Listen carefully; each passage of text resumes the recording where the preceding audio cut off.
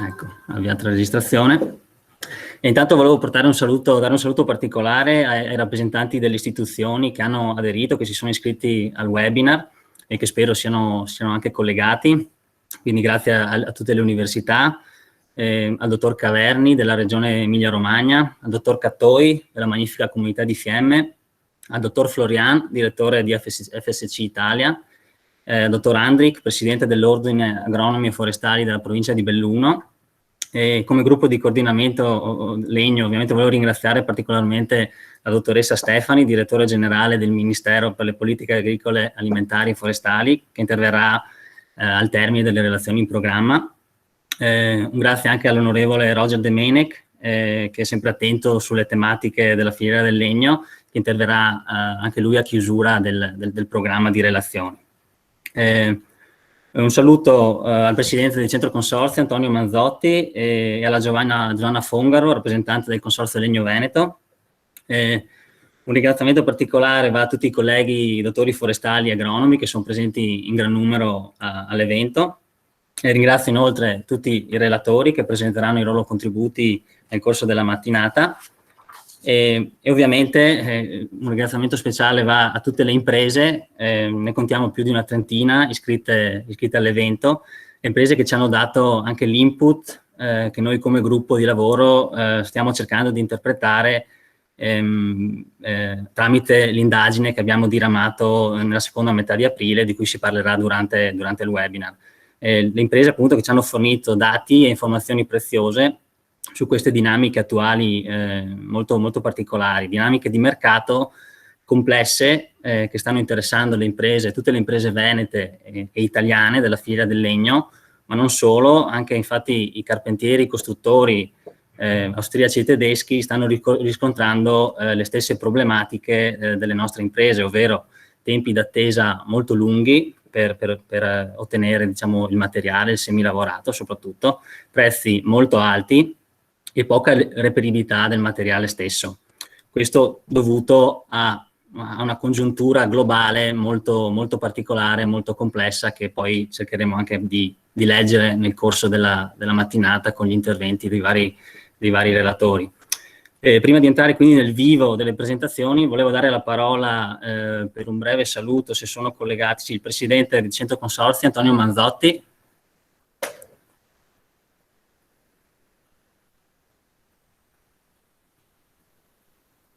Prego Antonio, devi attivare il microfono.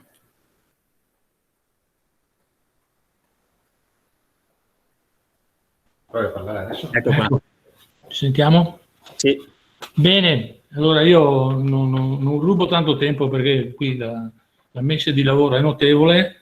Ringrazio tutti per l'opportunità.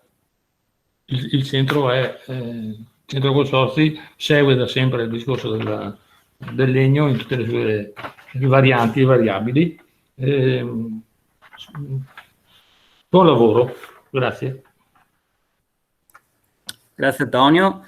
E non so se la Giovanna Fongaro, come rappresentante del Consorzio Legno Veneto, sia collegata, forse non la vedo collegata. Luciano Saviano, non so se vuoi dire tu qualcosa come rappresentante del consorzio. Scusa se ti ho interrotto durante la telefonata.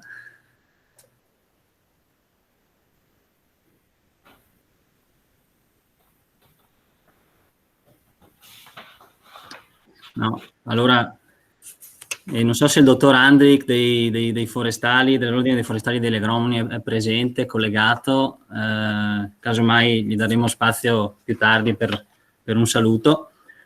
Quindi allora direi che possiamo entrare nel vivo dell'evento. Se poi al termine dei lavori vi sarà ancora del tempo, potremo chiaramente dare spazio a alcuni interventi dal pubblico, dai partecipanti. Darei quindi la parola al dottor Enrico Cancino, Project Manager della Rete Innovativa Regionale Foresta Oro Veneto, il quale sta portando a termine in questi giorni il progetto Corvut, progetto molto importante della filiera legno, iniziato nel 2017. Il dottor Cancino esporrà le motivazioni e gli obiettivi che hanno mosso questa indagine che noi come gruppo di coordinamento legno abbiamo diramato nella seconda metà di aprile per capire, per raccogliere qualche dato, qualche impressione su queste dinamiche attuali. Prego Enrico. Sì, buongiorno a tutti. Credo che mi sentiate sufficientemente bene, Giacomo. Sì, confermo. Bene, grazie. Allora, diciamo, andando subito nel merito dell'argomento e soprattutto immaginando che ci saranno diversi interventi molto interessanti da ascoltare. Certamente questa iniziativa, questa indagine rientra all'interno ormai di un filone di attività che hanno preso avvio in particolare da 3 anni e mezzo, quando di fatto è stata costituita la rete innovativa regionale, una rete innovativa che appunto è denominata Foresta Auro Veneto, che è stata riconosciuta dalla Regione del Veneto. Mi ricordo che all'epoca tra i sostenitori, tra i fautori, c'era anche Paolo Saviani, che vedo in collegamento, il senatore che vorrei anche appunto, visto che non era stato salutato in premessa, colgo io l'occasione di salutarlo, proprio ricordando quel momento di 3 anni e mezzo fa, assieme appunto a Giovanna Fongaro, insomma tutti i partecipanti del Consorzio Legno Veneto, che ci chiedevamo se questa iniziativa avrebbe avuto successo o non successo, le aspettative e quant'altro. Direi che dopo 3 anni e mezzo possiamo dire che sono veramente state maturate tutta una serie di attività e sicuramente proseguiranno nel tempo, e questa anche diciamo esperienza di questa indagine lo conferma. Per chi non lo sapesse, la rete innovativa regionale è una libera aggregazione tra imprese e atenei veneti fondamentalmente, ribadisco, riconosciuta dalla Regione del Veneto attraverso una delibera che ha lo scopo di valorizzare il patrimonio forestale del Veneto, che dal bosco evolve verso il prodotto legno, derivati secondi, beni e servizi ecosistemici, fruizione turistica e ricreativa, filiera energetica. Insomma, il bosco è un giacimento, è un patrimonio che in qualche maniera deve essere valorizzato, sostenendo soprattutto l'integrazione delle filiere. Detto questo, colgo l'occasione proprio in avvio per fare alcuni ragionamenti introduttivi che sicuramente saranno poi approfonditi. Il tema di oggi, quindi difficoltà di reperimento della materia prima piuttosto che aumento di prezzi, sappiamo in realtà essere così diventato importante per un scenario macroeconomico che di fatto investe anche altri settori, no? Si legge quanto ad esempio i materiali ferrosi e non ferrosi hanno aumentato il prezzo, si parla del 50%, l'acciaio è arrivato al 130%, non parliamo dello shortage delle materie plastiche, no? Abbiamo un'importante industria di trasformazione della plastica in Italia, ma direi in Europa, anzi sicuramente, che veramente ha grandissime difficoltà, quindi i polimeri compound non si trovano più. Questo perché lo sappiamo, l'abbiamo letto, le grandi economie Cina e America sono ripartite o sono già partite in maniera importante, e loro hanno sostanzialmente le commodities e hanno i giacimenti minerari piuttosto che gli impianti petrolchimici che permettono di rifornire la materia prima. E chiaramente noi come Paese Italia adesso immaginiamo che attraverso il paradigma dell'economia circolare un domani riusciremo a superare questo impasse, ma credo che la strada sarà lunga, ma questo è un altro tema che potremo affrontare in un'altra sessione.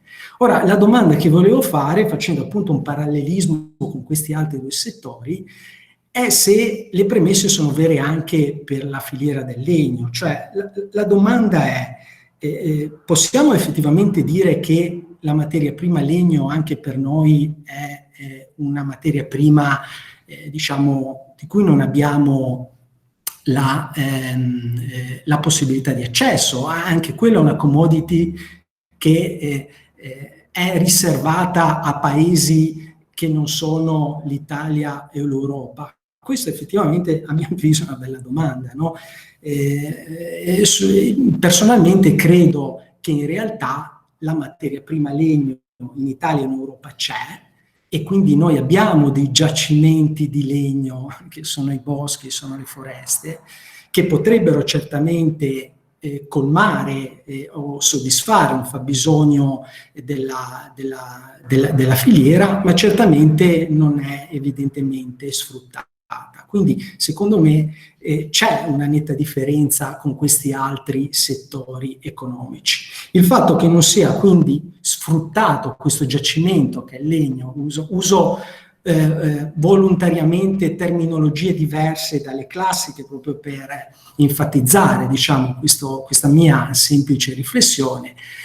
Visto che abbiamo questo giacimento e non lo stiamo sfruttando, evidentemente ci dobbiamo chiedere il perché, e su questo ovviamente lunga la storia, tanti convegni, tanti seminari, tante le indagini, diciamo semplicemente non riusciamo a trasformare questa materia prima in un valore. Non riusciamo a trasformare. Trasformare significa che c'è una filiera della trasformazione del legno che evidentemente non è così efficiente ed efficace come potrebbe essere. Questo tema l'abbiamo proprio indagato proprio recentemente con un progetto che si è chiamato Corwood, che è aggiunto alla sua conclusione, e che proprio è andato a indagare non tanto, diciamo, i motivi per i quali questa filiera di trasformazione del legno, di valorizzazione del legno è poco efficiente o poco efficace, perché questo, ribadisco, c'è una letteratura abbondante. Siamo invece andati a indagare quali sono le misure che possono essere attuate invece lungo la filiera per poter in qualche maniera affrontare e quindi migliorare le prestazioni. E il progetto Corwood ha in maniera, diciamo, molto precisa dato delle indicazioni con anche prove in campo, quindi dimostratori, e quindi abbiamo capito che bisogna lavorare a livello di organizzazione, a livello di tecnologia, a livello di processo, a livello di prodotto, insomma da tutte le parti della filiera, a livello di mercato, ok? Però così bisogna fare. E solo intervenendo puntualmente lungo la filiera con, diciamo, anche in alcuni casi azioni, diciamo, chirurgiche, è possibile in qualche maniera, sarà possibile, diciamo, domani fare in modo che gli effetti di questi fenomeni macroeconomici, a tutti gli effetti, poi il professor Pettenella sicuramente sarà molto più preciso di me da questo punto di vista, ma certamente delle dinamiche macroeconomiche hanno effetti così importanti a livello della nostra microeconomia, ma io credo fondamentalmente che vengono esaltate, vengono messe ancora di più sotto la luce di ingrandimento tutta una serie di debolezze che già esistevano abbondantemente e che, ribadisco, conosciamo a mio avviso molto bene, no? Ecco perché è importante fare ricerca, è importante fare innovazione, è sempre più importante focalizzare sempre di più le esigenze. Ma dopo le esigenze e le misure, ad un certo punto bisogna anche agire, no? E questo è l'altro, concludo con questo banale ragionamento. Agire significa poi mettere in campo delle azioni e degli investimenti.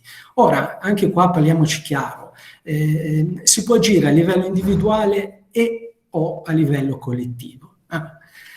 A livello individuale non c'è ombra di dubbio che le aziende in particolare devono operare perché loro devono stare sul mercato e devono essere reattive e devono operare individualmente per raggiungere i loro scopi o in molti casi, ahimè, anche un semplice equilibrio che gli consenta di poter continuare a fare impresa. E quindi questa volontà, a mio avviso, c'è nonostante tutto, c'è nonostante le dimensioni piccole delle imprese di cui tanto diciamo, c'è nonostante tutti i problemi micro e macroeconomici. Poi vedremo anche dal sondaggio che ci racconterà il dottor Talo, gli imprenditori dicono no, ma io ho intenzione per superare l'impasse, ad esempio, di investire ancora in nuove tecnologie, no? Questo è un tema. Quindi credo che l'iniziativa individuale, nonostante tutto, nonostante diciamo, questi limiti proprio congeniti del sistema, direi, italiano, non sono un problema e anzi devono essere sostenuti in qualsiasi modo. Il problema, secondo me, qua vero è l'azione collettiva. Ok? Io personalmente credo che qui ci sarebbe tanto da dire e soprattutto tanto da fare. L'azione collettiva per necessario riattivare filiere importanti come queste è un'azione veramente forte, importante e difficilissimo da realizzare. La storia ce l'insegna, insomma. Ora, i motivi evidentemente sono fondamentalmente due. Uno, che ci vuole effettivamente un patto forte tra gli attori del territorio, direi gli attori economici, in quella direzione, no? I problemi li conosciamo, si possono fare delle azioni sistemiche, sinergiche, collettivamente, però ci vuole una grande capacità imprenditoriale, cioè si richiede un'alta imprenditorialità, che non è proprio una cosa, questa sì, veramente scontata, e poi servono chiaramente le risorse private e evidentemente risorse pubbliche. Quindi, primo problema, cercasi imprenditori di grande volontà, di grande capacità, di grande visione, capaci, attraverso un patto, di agire su quei nodi deboli della filiera che conosciamo tutti molto bene, o a livello di mercato, o a livello di produzioni. E questo cercasi disperatamente. Scusate la speditezza, ma questo è un po' il tema. Secondo tema è l'azione, diciamo, del pubblico, no? Evidentemente che deve agire probabilmente in parallelo, no? In una logica di partenariato pubblico-privato con l'azione privata, però deve essere anche qua uno stimolo intelligente e mirato. Non può essere uno stimolo frammentato e che in tanti rivoli, o meglio, ci può anche essere quello, ma però se si vuole, diciamo, dare una spinta importante ad un sistema economico di filiera, chiaramente la frammentazione degli stimoli e delle risorse, no? Non credo sia questa la strada. Ora, uno stimolo intelligente, mirato, credo sostenuto anche da un patto imprenditoriale, quindi un'iniziativa privata, può essere l'unica strada. Ribadisco, non è una novità, è difficilissimo farla, non ho dubbi, ma passiamo all'esigenza comunque di dover ad un certo punto definire una visione di dove si vuole andare, possibilmente formalizzata. Chi parla di piani strategici, chi parla di piani... basta formalizzare una strategia di azione, un programma di azione che sia finalizzato e focalizzato sui temi che conosciamo molto bene, che rappresentano le debolezze di un sistema economico, e andare a concentrare gli stimoli economici pubblici in quella direzione. Quindi concludo così, mi sono quindi permesso di fare una serie di riflessioni che derivano proprio dall'esperienza pratica e dalla chiusura di un'esperienza appunto concreta fatta recentemente, e sono sicuro che sono tutti temi che faranno abbondantemente approfonditi e sviluppati nelle relazioni successive. Vi ringrazio ancora. Grazie Enrico per questo intervento e do il benvenuto e mi scuso con il senatore Paolo Saviane, che ho visto collegarsi all'evento. Darei quindi la parola al dottor Talo, direttore del Centro Consorzi Scuola del Legno, che entrerà nel vivo di quella che è stata l'indagine e ci presenterà appunto un'analisi su questi dati, sui dati che abbiamo raccolto in questo mese e mezzo. Grazie. Ok, allora grazie Giacomo. Mi sentite? Sì, sentiamo Okay. Michele. Ecco, allora il tema è integrato molto con quello che ha detto finora il dottor Enrico Cancino.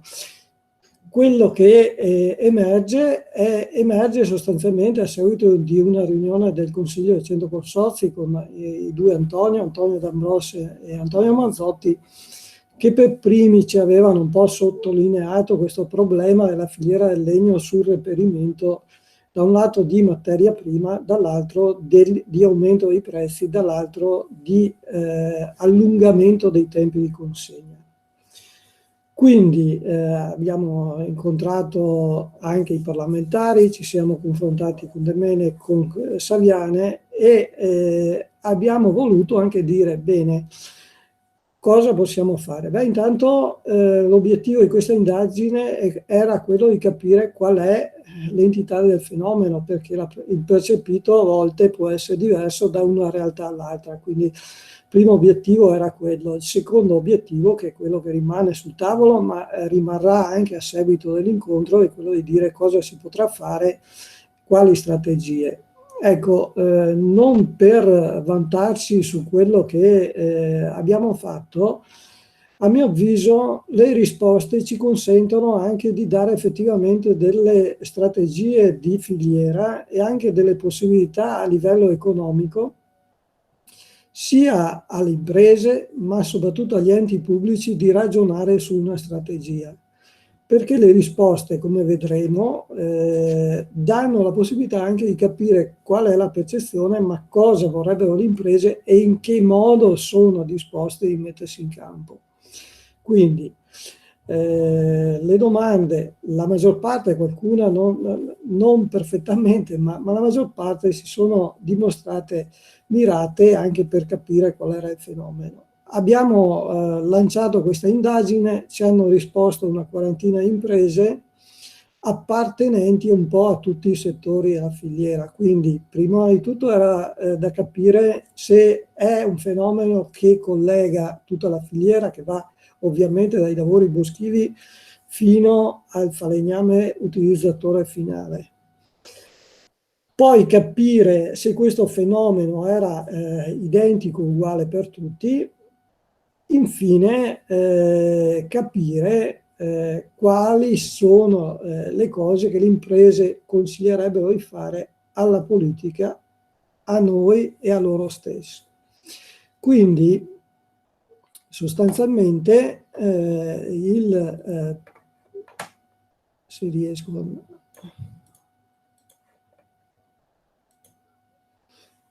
ok, per capire chi ha risposto intanto, per capire chi ha risposto, hanno risposto più o meno in parti uguali, la maggior parte sono segherie, carpenterie, falegnamerie e commercianti. Poi c'è una serie di attività che sono collegate, tra virgolette, anche alle prime 4 macro categorie, ma che comunque hanno definito anche una particolarità all'interno stessa della filiera. Quindi abbiamo lasciato come individuazione. Però vedete che alla fine sono tra le imprese che hanno risposto sono rappresentati sostanzialmente tutti i settori. Tutti i settori, questa è una domanda che abbiamo lasciato a scelta multipla, vuol dire che quasi tutte le imprese ci hanno indicato almeno 2 settori su cui lavorano, ma anche qui stiamo parlando di imprese che lavorano con 27%, quindi quasi un terzo direttamente sul tondame, ma la maggior parte lavora già sul tavolame, quasi l'80%, oppure su pannelli tranciati, eccetera. Quindi questa risposta per dire che già una parte del campione rilevato lavora direttamente sul tronco, cosa che per noi era quasi impensabile, perché pensavamo che tutto quello che veniva prodotto qua poi venisse esportato e poi reimportato sotto forma di tavolame. Anche qui ci siamo dati degli interrogativi su quale era il campione. Ovviamente il campione è variabile, perché? Perché avendo delle falegnamerie, avendo delle sagherie, avendo dei commercianti, è chiaro che la cosa è molto variabile all'interno di questo, però volevo darvi anche indicazioni su quali sono i rapporti. Le falegnamerie 4 non arrivano a 100 metri cubi, altre arrivano tra i 100 e i metri cubi di consumo. Il settore delle segherie invece ce n'è una che non ha nemmeno 1000 metri cubi, una arriva a 5.000, due fino a 10.000 e una oltre a 10.000 metri cubi, quindi le segherie rappresentano un rapporto anche qui abbastanza diversificato tra quelle che hanno risposto, mentre i commercianti che hanno risposto sostanzialmente in una forbice che va tra i 10.000 e i 100.000 metri cubi annui. I carpentieri, questo anche per fare un dato poi medio che può essere interessante nella gestione e nella comprensione di cosa vuol dire all'interno di un'impresa, quanto materiale viene consumato, i carpentieri che hanno risposto si collocano tra i 1.000 e i 5.000 metri cubi, a parte una realtà più importante, ma in generale questi sono i dimensionamenti di utilizzo di materie prime che hanno risposto delle imprese che hanno risposto al problema. Abbiamo cominciato a chiedere quindi qual era il primo problema, quindi quanto è stato l'aumento medio dei tempi di consegna. Ecco qui la varietà delle aziende che ci hanno risposto. Vedete che darebbe un quadro un po' variegato. C'è qualcuna che dice tra i 2 e i 4 mesi, qualcuna eccetera. Quello che abbiamo visto è che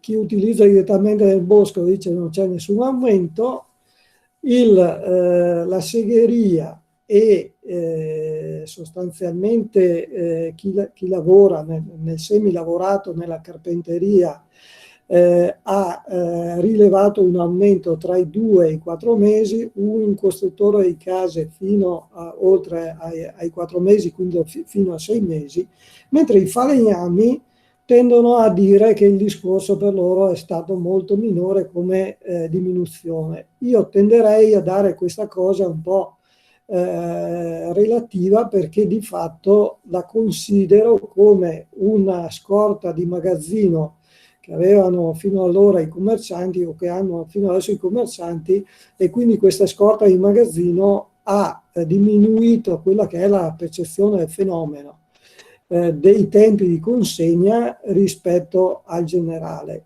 Per chi lavora direttamente, quindi segherie, carpenterie eccetera, la risposta media si è attestata fra i 2 e i 4 mesi, forse più verso i 4, però questa è più una percezione, vedendo poi che qualcuno è andato oltre. Per quello che riguarda invece il costo del materiale, anche qui lo stesso fenomeno. I produttori o i proprietari dicono che l'aumento non c'è stato, da 0 a 5 sostanzialmente è una risposta che hanno dato loro. Quella risposta da 21 a 40% è una risposta in genere collegata ai segherie e e chi lavora direttamente nelle costruzioni, nell'edilizia, nella carpenteria. In questo caso la percezione media è stata comunque, diciamo, in media tra il 20 e il 40%. Quindi anche qui per dare quello che ci hanno dato come risposta alle aziende che hanno partecipato al sondaggio. Quindi in questo momento l'aumento stimato diciamo in generale di media è quello. È chiaro che dopo in altri settori la cosa è un po' più diversificata. Per darvi un po' proprio velocemente, qua lo vedete poco, ma in realtà quella forbice blu, cioè quella colonnina blu è quella collegata al 21 al 40%, e vedete che è molto più accentuata nella prima colonna, che è quella delle carpenterie, e nella penultima, che è quella delle segherie. Vedete che nella falegnameria questo aumento è stato percepito per il momento ovviamente in modo ancora molto relativo.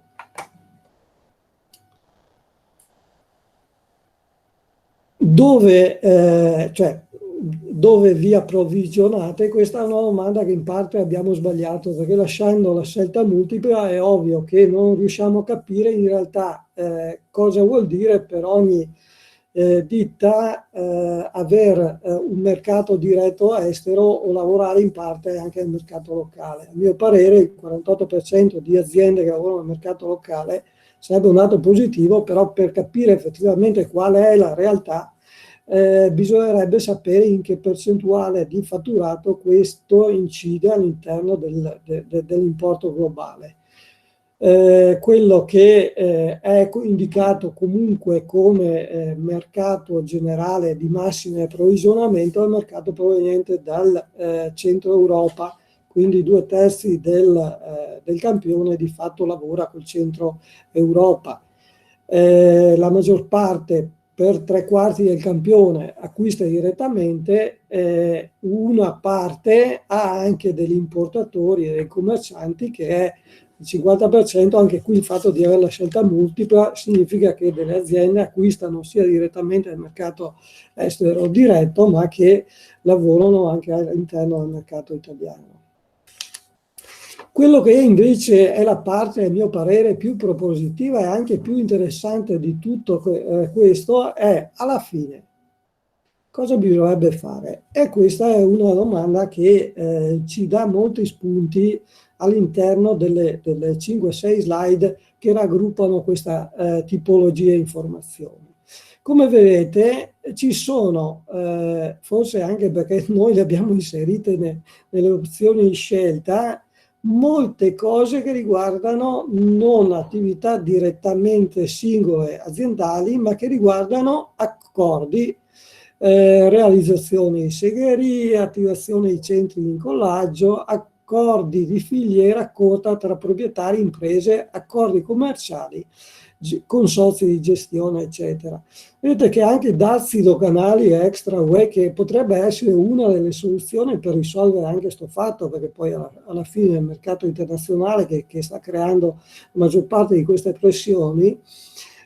Quello che è interessante a mio parere è che è il primo input per un ragionamento economico-politico, è quello di dire accordi di filiera corta da proprietari imprese sono ragionamenti che si possono fare anche con investimenti relativi o, a mio parere, anche prevedendo le premialità nell'inserimento di opportunità di investimento, di innovazione, dando una premialità magari a chi lavora anche per questi accordi diciamo collettivi. Altra domanda di interesse, qual è il problema? Nel senso, se ritenete che questo sia un problema transitorio che è dovuto poi a questo assestamento dei mercati americano, europeo, cinese, russo, eccetera, tra tutte le sfumature che ci sono, la maggior parte delle imprese mette, anche qui, pur potendo fare più scelte, il 56% del campione dice che si dovrà ripensare a una gestione economicamente sostenibile, quindi che non c'è solo un problema di assestamento, ma che dovremo lavorare anche su questo. Vi sarà anche ovviamente un assestamento dei mercati e questa situazione magari temporalmente andrà a modificarsi. Ci sarà probabilmente anche il fatto che adesso il mercato mondiale sta assorbendo di più di quello che viene tagliato, di quello prodotto, della ricrescita, insomma poi ci saranno esperti in materia che potranno anche fare considerazioni su questo tipo più interessanti, però quello che a me appare più come scelta evidente è il fatto che la maggior parte delle imprese ritiene che bisogna ripensare e quindi sedersi un attimo, fermarsi e ragionare su cosa fare. Altra cosa interessante a cui aveva accennato prima anche il dottor Cancino è che, e questo è un dato veramente straordinario a mio parere, le imprese ritengono fondamentale l'innovazione. 2/3 del campione parla di acquisto di impianti macchinari. Una parte ragiona sempre quasi, cioè il 40%, diciamo 2/5 in questo caso del campione parla di accordi di filiera e quindi di possibilità anche di ragionare in modo unitario con altre attività per lavorarci sopra. Ovviamente formazione personale è messo un po' dopo, però ovviamente io credo che l'investimento in realtà questo sia continuo e sia il personale che la formazione vanno poi adeguate, ma questo lo ritengo, visto che ci lavoriamo direttamente, anche un fatto a volte considerato come assodato.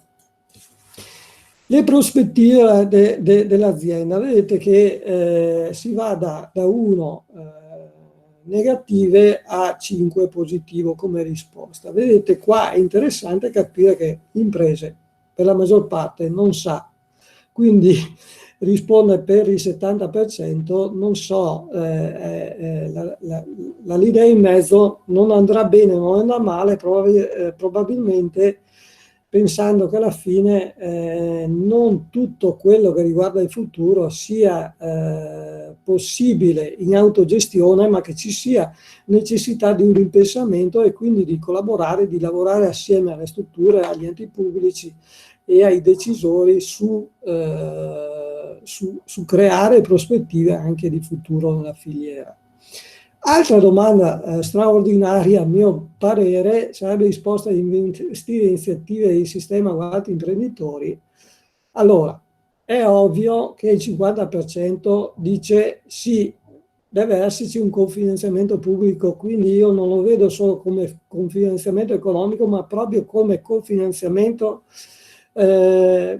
ideale, strutturale, legato anche al fatto che questa filiera ha bisogno di essere supportata non solo direttamente dagli imprenditori, ma che ci sia un adeguato intervento pubblico. Quindi il 50% risponde così, il 30% risponde che vuole, sarebbe disposto a investire, a lavorare con altri, un 20% dice che prevale sui intervistati prevale la natura diciamo individualista dell'imprenditore, però anche questo fenomeno dell'80% che dice che è disposto a collaborare, a lavorare con altri, è un fattore a tenere in considerazione.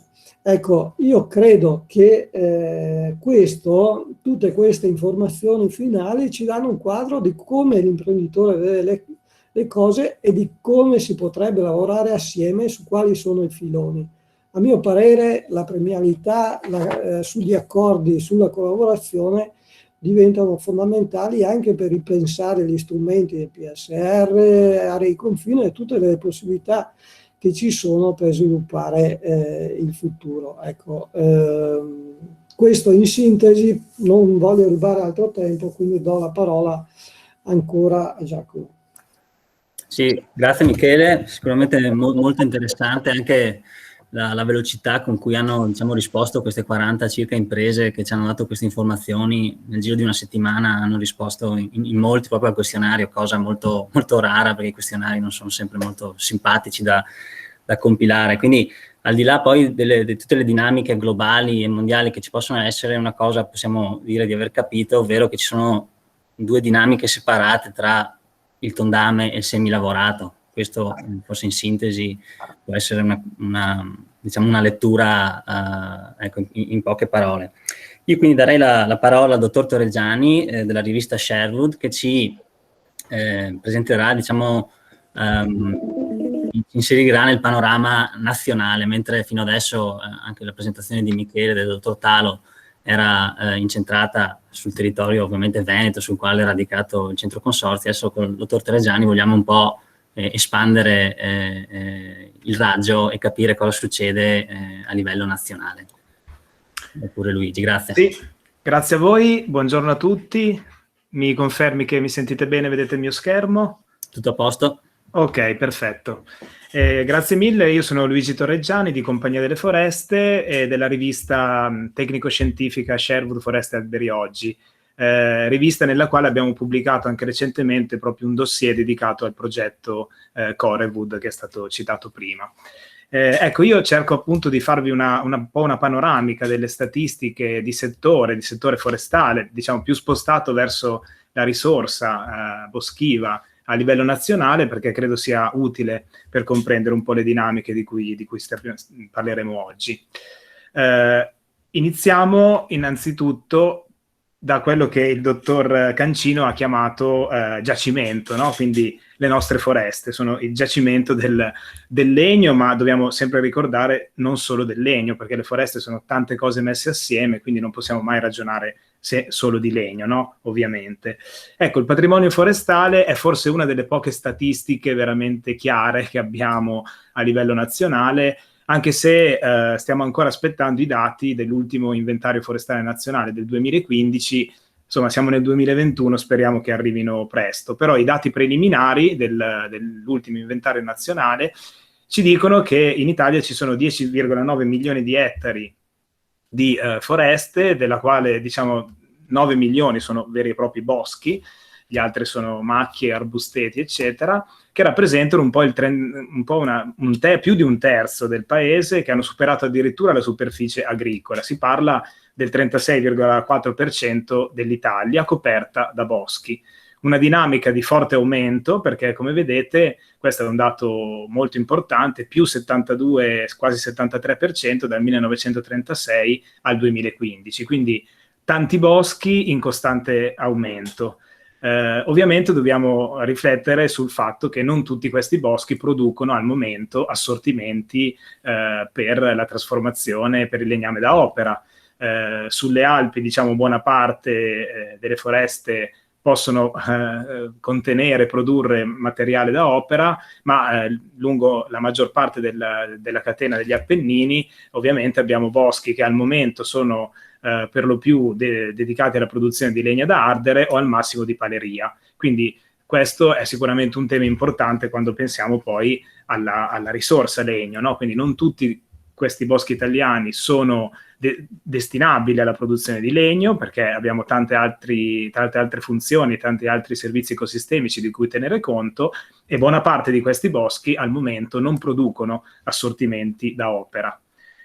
Però abbiamo anche una parte importante di arboricoltura da legno, che non è assolutamente da dimenticare. Abbiamo una tradizione, soprattutto nella pianura padano-veneta, della pioppicoltura, anche se negli anni è andata un po' erodendosi, quindi anche le superfici a pioppo sono diminuite negli ultimi decenni.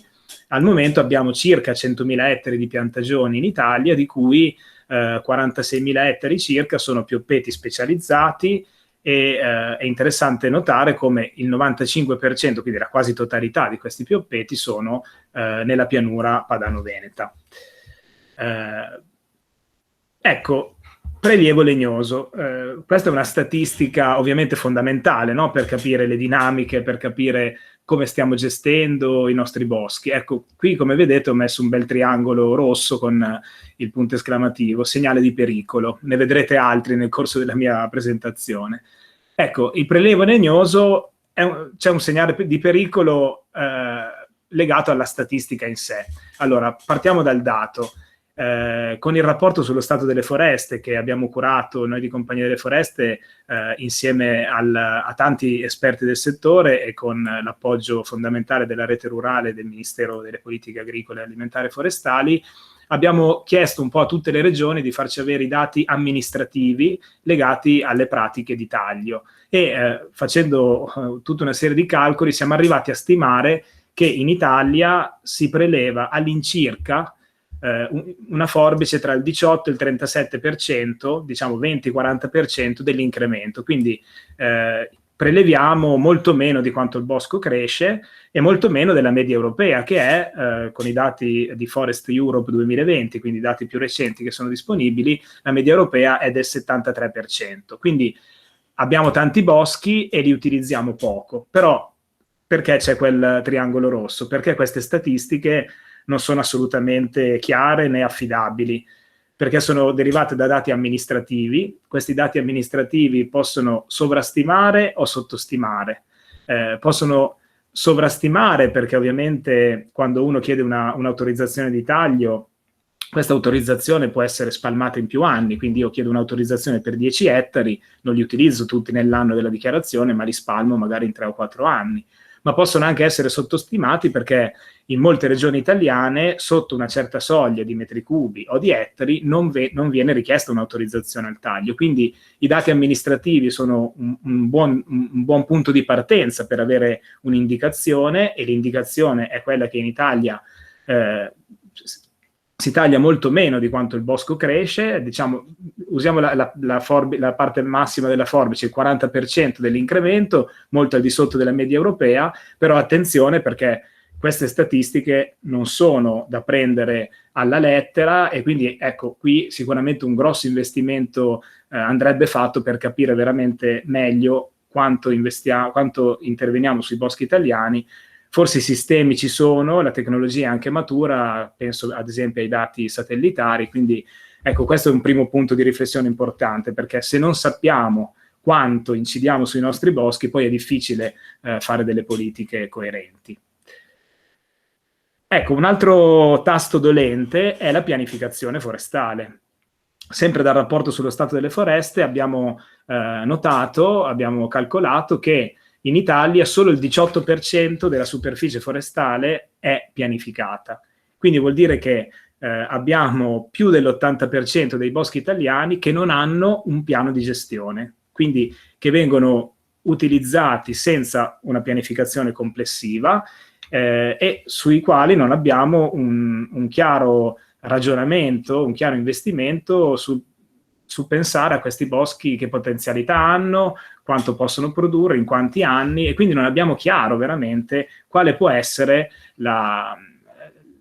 lo sviluppo appunto del nostro settore. Se solo il 18% delle foreste sono pianificate, è veramente difficile fare un'azione, come diceva il dottor Talo, anche di accordi di filiera o di gestione economicamente sostenibile. Prima di fare questo dobbiamo in qualche modo conoscere meglio i nostri boschi e pianificare la loro gestione. Ecco, un altro dato interessante è che solo 3-5 regioni su 21, dico 3 o 5 perché alcuni ce li hanno ma non li hanno mai approvati, hanno investito sui piani forestali territoriali, che sono una forma di pianificazione di area più vasta, che però potrebbe già essere un ottimo punto di partenza. Il testo unico, il TUF, il testo unico sulle foreste e le filiere forestali, porta molta attenzione sia sulla pianificazione aziendale, sia sulla pianificazione territoriale, come è giusto che sia, ma solo poche regioni investono su questi piani. Quindi, ecco, sulla pianificazione c'è ancora veramente tanto lavoro da fare. Un altro dato interessante è legato alla certificazione forestale, che è sicuramente molto interessante per le dinamiche di mercato, per il marketing, per la sostenibilità.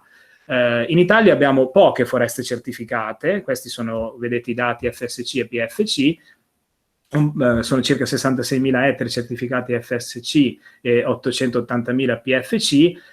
Abbiamo invece un buon numero di aziende con catena di custodia, quindi più di 3.000 aziende FSC e circa 1.000 PFC. Qui vediamo già una dinamica che poi scopriremo tra poco, che è quella del fatto che le aziende italiane spesso dipendono dall'estero per l'approvvigionamento di legname, anche certificato ovviamente. E infatti qui c'è l'altro triangolo rosso con il punto esclamativo, import ed export. Ovviamente oggi ragioniamo di mercato, di dinamiche anche globali, e dobbiamo sempre tenere presente che in Italia abbiamo fame di legno, importiamo tantissimo legname dall'estero e ne esportiamo ovviamente molto molto meno. Questi sono i dati, mi sembra dati 2019, 4,18 milioni di metri cubi di import di legname grezzo a fronte di un export di 0,4, 13 milioni di metri cubi di import di semilavorati a fronte di un export di 1,98. Quindi vi rendete conto questo squilibrio molto, molto importante di cui dobbiamo assolutamente tenere conto, perché poi incide appunto sulle dinamiche di cui parliamo oggi. Per quanto riguarda le imprese e gli addetti, ecco, vi ho preso i dati del codice Ateco 16, quindi soprattutto le imprese di prima trasformazione del legno, quindi carpenterie, segherie e anche altre lavorazioni successive. Si parla di circa 25.000 imprese per 100.000 addetti, con un trend in forte calo. Vedete i dati rispetto al 2018, meno 27,8% di imprese e meno 34,4% di addetti, quindi sicuramente un settore che sta soffrendo negli ultimi anni. E per quanto riguarda imprese e addetti è interessante anche guardare il dato territoriale, perché come potete leggere il 48, quasi la metà, 48,5% delle imprese e il 60,5% degli addetti si trovano in solo 7 regioni, che sono le regioni alpine centro-orientali e 3 regioni del centro Italia, Emilia-Romagna, Marche e Umbria. Quindi a livello nazionale c'è anche un grosso squilibrio su dove sono ubicate le aziende che trasformano il legname grezzo e producono appunto prodotti in legno. Quindi anche su questo tema il triangolo rosso è ben presente, perché ovviamente i boschi in Italia sono diffusi in tutto il territorio nazionale. Se vogliamo pensare a uno sviluppo futuro, forse è utile anche pensare a una distribuzione territoriale più omogenea. Ecco, ci sono stati negli ultimi anni, mi avvio verso la conclusione, alcuni tentativi di valorizzazione del legname locale. Li cito perché credo siano importanti nelle dinamiche appunto di cui parliamo oggi. Appunto abbiamo parlato già di accordi di filiera, di gestione sostenibile, di azione collettiva, diceva il dottor Cancino, no? Quindi ci sono stati dei tentativi, spesso tentativi molto locali. Ecco, io vi porto alcuni esempi, ce ne sono veramente tanti, quindi ne ho raccolti solo alcuni, soltanto per farvi capire. Ecco, i marchi locali del legno, per valorizzare il legno locale, sono stati un tentativo negli ultimi anni di valorizzazione, marchi molto diversi tra loro. Vi ho portato proprio 3 esempi diversi, perché ad esempio il primo è il marchio della Foresta Modello, quindi un marchio legato al territorio, quindi il legno proveniente da quei comuni che hanno formato la Foresta Modello delle Montagne Fiorentine, vicino a Firenze. Quello centrale, Low Carbon Timber, legno di qui, è un progetto che è stato sviluppato in Piemonte, che va un po' oltre i confini territoriali, ma valuta il legname in base al raggio di provenienza e di lavorazione della materia prima, quindi studia diciamo, l'impatto sui trasporti, eccetera, quindi è un legno a bassa emissione di carbonio, perché viene da un raggio da una filiera corta, diciamo, per essere sintetici. Quindi va un po' oltre quelli che sono i confini amministrativi, no? Se mi trovo al confine con la Francia, è legno di filiera corta anche il legno francese, se viene da una certa determinata distanza. Quindi un altro concetto. Un altro concetto ancora è un marchio come questo del Friuldane, che è legato ad una specie, in questo caso l'abete bianco. Quindi, come vedete, sono marchi molto diversi tra di loro. Una caratteristica comune, che forse è un punto, diciamo, debole, su cui vi invito appunto a riflettere anche durante la giornata di oggi, è che sono tutti spesso marchi locali, nati da progetti molto locali o al massimo regionali, e che poi non hanno avuto forse uno slancio molto importante. Quindi tanti piccoli marchi forse non sono la soluzione, forse bisognerebbe pensare a un qualcosa di più ampio, magari di nazionale, che magari comprende tutte queste esperienze locali. Poi si è pensato anche a dei nuovi sistemi di vendita, no? Sistemi di vendita online, sistemi di vendita centralizzati. Sicuramente l'esempio del portale del legno trentino è un esempio positivo. Da tanti anni in Trentino si investe su questo portale e molte vendite vengono fatte, c'è uno studio del mercato, c'è uno studio trimestrale sugli andamenti dei prezzi, eccetera. Però ci sono anche altre esperienze, non c'è solo il legno trentino, o questa del legno Piemonte è una cosa molto recente, il Legno Servizi in Friuli è una cooperativa che si occupa di vendite di legname, ci sono tantissimi altri esempi in Italia. Anche qui un po' il minimo comune denominatore è l'aspetto locale, molto locale, quindi forse bisognerebbe iniziare anche in questo caso a pensare un po' più in grande, mantenendo però ovviamente tutti gli aspetti positivi di queste varie esperienze, magari facendole convergere in qualcosa di unico a livello nazionale. Un altro esempio interessante di valorizzazione del legno locale sono state le aste del legname di pregio, che negli ultimi anni si sono sviluppate soprattutto sulle Alpi. Qui c'è un esempio della Lombardia, sempre del Trentino e del Friuli, dove si è cercato di organizzare dei giorni in cui in un piazzale allestito in un certo modo ci fossero proprio delle aste con il meglio che poteva offrire il mercato, quindi con il legname di pregio.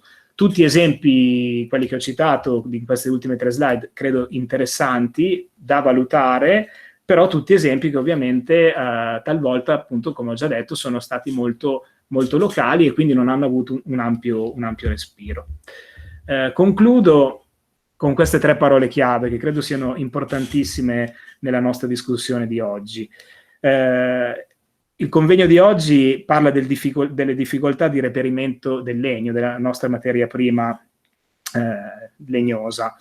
Ovviamente, come avete notato dai dati che vi ho mostrato, senza una pianificazione non possiamo sicuramente capire fino in fondo quanto legname possiamo reperire dal mercato locale, dal mercato nazionale. Come facciamo ad avere un dato, un numero, una previsione, un piano di medio-lungo periodo se non facciamo pianificazione, se solo il 18% dei boschi italiani sono pianificati?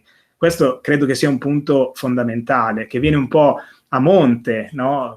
Dei discorsi che facciamo oggi, però è essenziale. Se noi non investiamo sulla pianificazione della risorsa forestale, è molto difficile poi avere appunto chiaro cosa possiamo chiedere al mercato locale. Lo stesso vale per la selvicoltura. Non basta pianificare, ma bisogna anche gestire le foreste per creare degli assortimenti che servano per un'industria che li chiede. Quindi non basta lasciare andare i boschi a se stessi, come talvolta purtroppo succede in Italia, ma bisogna investire molto di più di quello che si fa oggi sulla selvicoltura.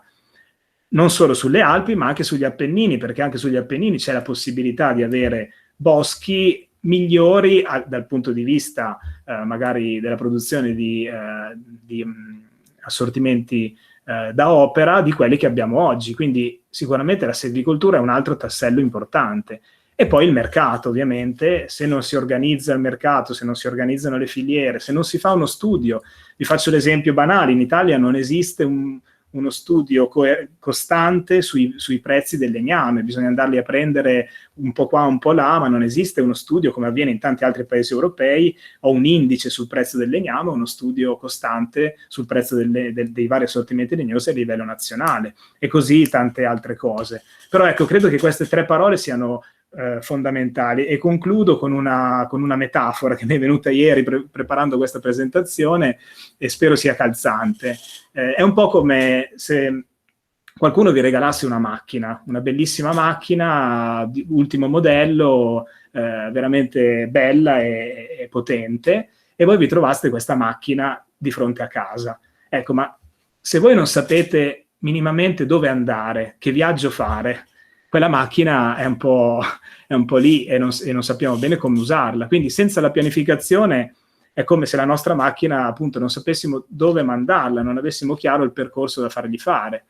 E questa macchina ovviamente va saputa guidare. Se vi regalano una macchina bellissima ma nessuno la sa guidare, è un po' difficile che riusciamo a far andare questa macchina, a sfruttarla al meglio e a gestire questa bellissima macchina con le potenzialità che ha. E ovviamente nella macchina bisogna metterci la benzina, perché sennò diventa quasi un soprammobile. Quindi se non sappiamo dove andare, se non sappiamo guidare e se non mettiamo la benzina, rischiamo che questa macchina diventi un po' una cosa del genere, ed è sicuramente una cosa non auspicabile per la nostra risorsa forestale, per quella che appunto il dottor Cancino ha definito il nostro giacimento di legno e non solo di legno. Grazie. Grazie Luigi per la presentazione molto interessante. Approfitto, dato che parlavi di marchi, per dire che proprio di recente il marchio Legno Veneto è stato convertito secondo le norme attuali, aggiornate, il marchio Legno Veneto di proprietà del Consorzio Legno Veneto, e dotato altresì di un disciplinare di produzione e gestione robusto, diciamo così. Per tornare invece al discorso dei dati, sì, si sa che il settore forestale ha fame, e di conseguenza tutta la filiera del legno hanno fame di dati, perché da là ci si basa per pianificare sia azioni di territorio ma anche azioni, penso, aziendali e imprenditoriali.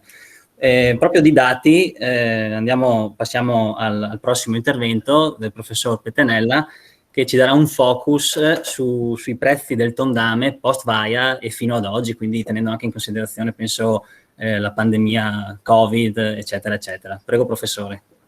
Grazie mille, condivido la presentazione.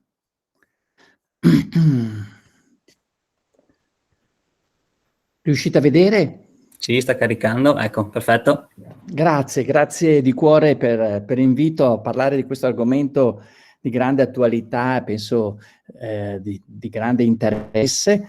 La presentazione che vi illustro è stata preparata con l'aiuto dei colleghi Nicola Andrighetto e Alberto Udali, che mi hanno molto aiutato, soprattutto nella raccolta dei dati di base che vi presenterò. Ho cercato di organizzare, per rendere un po' più vivace il tema, questa relazione in 6 domande e una proposta.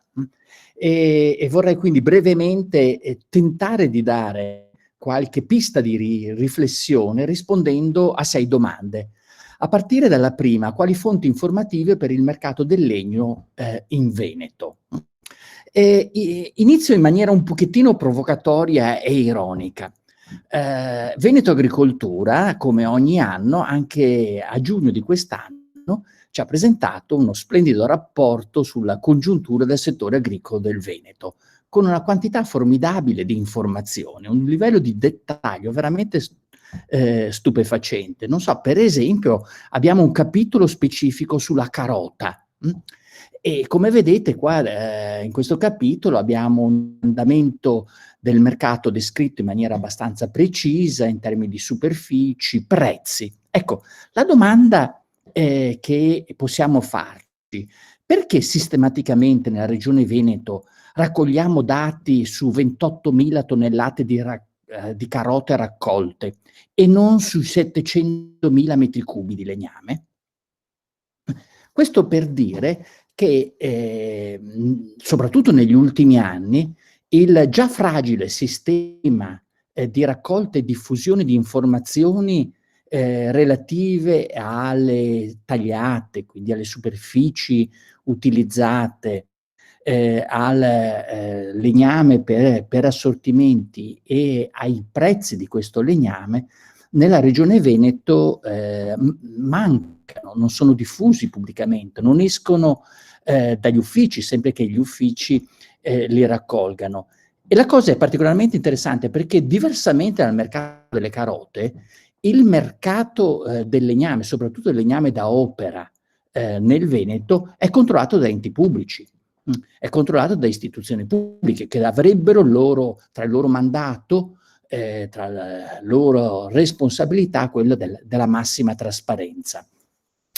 Ebbene, e allora evidentemente fare un'analisi specifica dell'andamento del mercato per la regione Veneto nel settore del legno è cosa molto complessa.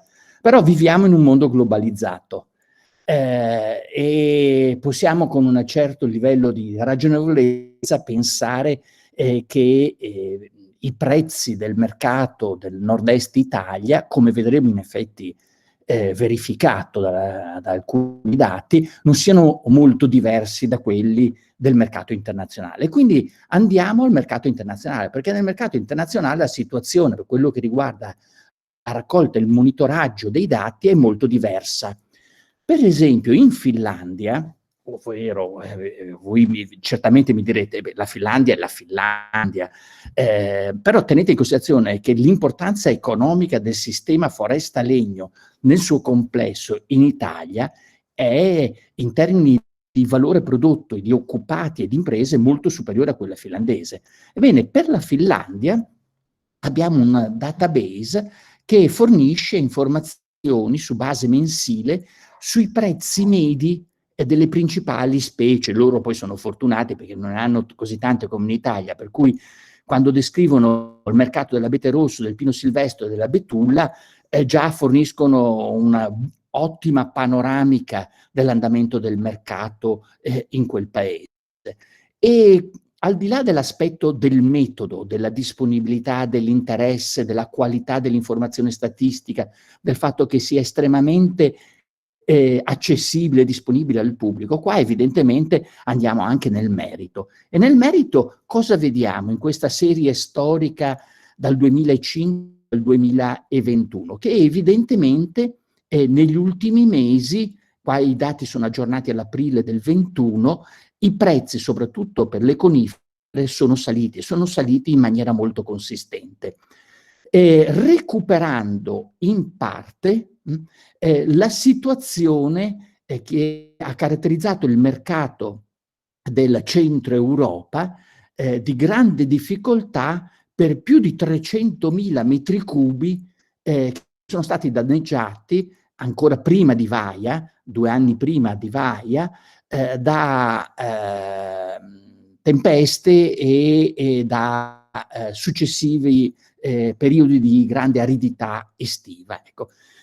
Tant'è che adesso nel mercato finlandese stiamo ritornando ai livelli di prezzo del periodo più di instabilità e di crisi che abbiamo avuto negli anni immediatamente precedenti Vaia. E se guardiamo al mercato del centro Europa, facendo riferimento all'assortimento principe, che è quello del tondo di abete rosso, non di prima categoria, di seconda e terza categoria, ecco, possiamo osservare, come ci potevamo aspettare, che i prezzi già prima di Vaia sono andati diminuendo. Tenete in considerazione che qualche elemento di preoccupazione sull'andamento del mercato centroeuropeo c'era già prima di Vaia, perché si era osservato una riduzione soprattutto del livello di attività edilizia, e questi dati rispecchiano questa situazione, come rispecchiano, soprattutto per quello che riguarda il Tirolo, la crescita abbastanza marcata degli ultimi anni. Voi capite che quindi quando parliamo di grande crescita dei prezzi, l'elemento fondamentale carente in un'affermazione come questa è l'anno di riferimento, perché evidentemente se guardate la situazione della Germania o del Tirolo e la confrontate all'anno passato, la crescita c'è stata ed è stata molto significativa. Se confrontiamo questi dati in un orizzonte temporale più lungo, stiamo parlando di recupero del valore dei prezzi, fra l'altro prezzi nominali. È vero che l'inflazione non è stata molto alta in questi ultimi anni, ma parliamo di recupero delle quotazioni che avevamo raggiunto a metà del decennio. Quindi crescita recente dei prezzi, parliamo più di una ripresa delle condizioni pre-Vaia, più marcata per i segati che per il legname grezzo. Terza domanda, la Cina. La Cina, ne abbiamo parlato molto anche in relazione al fatto che dal bellunese in particolare abbiamo avuto quantità che sono state ritenute significative di vendita di tondo alla Cina, e ci sono state anche valutazioni molto critiche su questo nuovo flusso veramente particolare, strano. Ebbene, parliamo di un rischio o di un'opportunità per il mercato? Ecco, Ricordate articoli come questi: le mani dei cinesi sugli schianti degli alberi, acquisti record del prezzo sale. E indubbiamente il fatto che si sia trovato questo sbocco di mercato per il legname danneggiato in Italia e in altri paesi ha fatto sì che il prezzo del legname non crollasse come effettivamente è crollato e come tutti sappiamo ai livelli di 1/3 e 1/4 del prezzi pre-vaia. E questo, come già ricordava Giacomo Piazza all'inizio, è un problema dalle due facce. Evidentemente un minor crollo del prezzo è ben visto dai proprietari boschivi e invece può essere un elemento non particolarmente positivo per segherie e trasformatori successivi. Ma quanto legname abbiamo effettivamente esportato? Beh, come vedete, c'è stata questa livello di esportazione nel 19, nel 2019, nel 2020, intorno ai 10 milioni di dollari. Qua parliamo di dollari perché le statistiche internazionali utilizzano questo indicatore. Però il vero cliente del nostro tondo è stata l'Austria.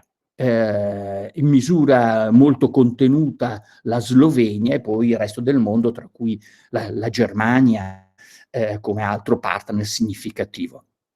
E in effetti è interessante guardare questo grafico sul ruolo che i diversi prodotti in legno, grezzi e semilavorati ricoprono nel nostro export italiano verso la Cina. E come vedete fino al 2018 questo valore era nullo, poi c'è stata un'impennata, tra l'altro tenete in considerazione, stiamo parlando di valori in dollari, non in quantità, che ha fatto sì che il livello del tondame raggiungesse in termini di valore i livelli dei segati e dei pannelli che esportiamo in Cina. Ma si tratta comunque, come notate, di cifre, di valori molto contenuti, molto limitati. Se guardiamo alla Germania e confrontiamo, vediamo che l'andamento dell'export in termini relativi è molto simile a quello italiano. Anche la Germania ha aumentato di molto l'export di tronchi alla Cina e ha mantenuto un flusso consistente verso l'Austria. Ma guardate i valori assoluti. I valori assoluti ci dicono che la Germania ha esportato nel 2020 qualcosa come quasi 60 volte il valore di tronchi rispetto all'Italia. In queste considerazioni evidentemente dobbiamo quindi capire il ruolo assolutamente marginale che l'Italia ha in questo comparto. Ecco. Un'importanza significativa per quello che riguarda la realtà interna, il mercato del nord-est, ma in termini assoluti siamo dei player di assoluta minorità, di assoluto poco significato. Peraltro la cosa simpatica è che se voi guardate il ruolo della Germania nell'importazione di tondo in Cina, ecco, potete fare le stesse considerazioni che vi ho appena fatto in relazione al ruolo dell'Italia rispetto alla Germania. Cioè la Germania è un player assolutamente minoritario nel flusso di tronchi che raggiungono la Cina stessa, dove evidentemente la Nuova Zelanda, la Russia, l'Australia e gli Stati Uniti hanno un ruolo molto maggiore. Ecco. Qua vorrei farvi dare attenzione quindi all'idea che se vogliamo prevedere i prezzi a breve del tondo, forse è opportuno che analizziamo i dati dei consumi in Cina. E paradossalmente, la situazione attuale, forse potremmo dire che è più l'andamento dell'economia cinese, della domanda di tronchi e di legnami in genere cinese, che condiziona il prezzo sulla piazza europea di quanto lo sia la domanda di tronchi dello stesso prodotto da parte dell'industria italiana. E queste affermazioni un po' forti, sto anche a volte semplificando, estremizzando, così anche per creare un pochettino elementi di attenzione, ecco, dicevo, queste affermazioni sono un po' confermate dai risultati di un'indagine recente che abbiamo fatto sulla banca dati AIDA di Union Camere. Ci siamo andati a prendere le aziende che hanno i bilanci registrati in questa banca dati nel bellunese, che appartengono al segmento della prima lavorazione del legno, quindi soprattutto segherie. E queste sono 13 imprese. Di queste 13 imprese, la settimana scorsa, 2 erano in liquidazione, 2 non presentavano dati perché non sono SRL o SPA, 4 sono state caratterizzate da una dinamica di crescita nel post-vaia, vedete le ultime 2 colonne, quella grigia chiara e grigia scura, dinamica di crescita peraltro non accentuata, e guardate comunque le dimensioni di fatturato, si tratta di aziende non di grandissime dimensioni, e ben 5 sono state caratterizzate da una forte crisi. In altri termini, possiamo dire che nel complesso il settore industriale del bellunese non è riuscito a trarre vantaggi dall'immediata disponibilità di materia prima a bassi prezzi. La reattività del sistema industriale, e io posso dire in questo caso veneto, rispetto a questa condizione di mercato è stata minima. E ieri su Repubblica è stato pubblicato questo articolo che ha dietro fondamentalmente Federlegno, in particolare Assolegno e Asso Imballaggi, in cui il titolo è chiaro: il balzo del prezzo del legno mette in evidenza difficoltà nel settore edilizio. Assolegno di Federlegno propone di valorizzare le superfici boschive italiane.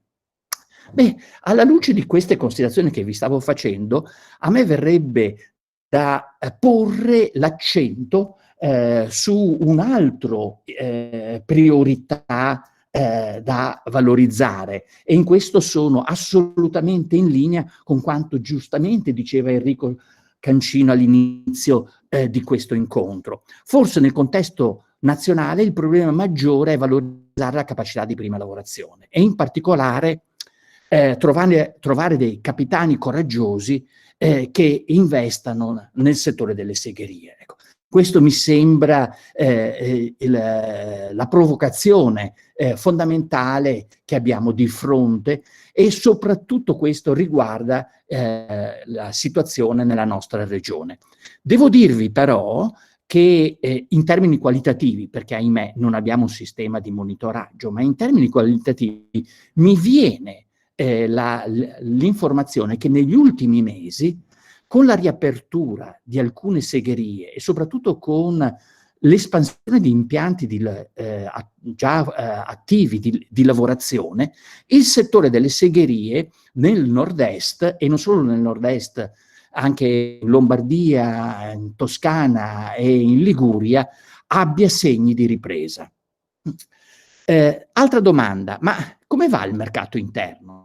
Beh, la domanda non ha una risposta finora, lo sappiamo, per quello che riguarda specificatamente i prezzi per la regione Veneto, ma per quello che riguarda le quantità abbiamo questi dati, che sono dati che si appresta tra poco a pubblicare, a rendere pubblici anche l'Istat, legati agli effetti, diciamo, ormai non di brevissimo periodo, di medio periodo di vaia. Parliamo quindi di 10 milioni di metri cubi di legname schiantato, di cui 5,7 hanno raggiunto il mercato. A me risulta, ma sono dati che possono essere contestati, mi piacerebbe che fossero contestati, che il Veneto sia la regione più in ritardo, non tanto nella vendita di lotti schiantati, ma nella loro utilizzazione.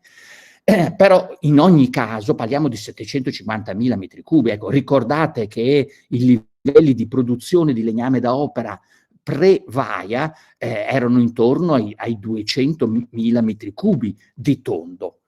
E evidentemente in termini di prezzi il nord-est, prendendo a riferimento il Trentino, dati analoghi li potremo trovare anche per la provincia autonoma di Bolzano, ha avuto un andamento del mercato molto in linea con l'andamento del mercato nei paesi del centro Europa. Siamo evidentemente sulla stessa barca, come vedete chiaramente da questa immagine, quindi una dinamica parallela a quella del centro Europa.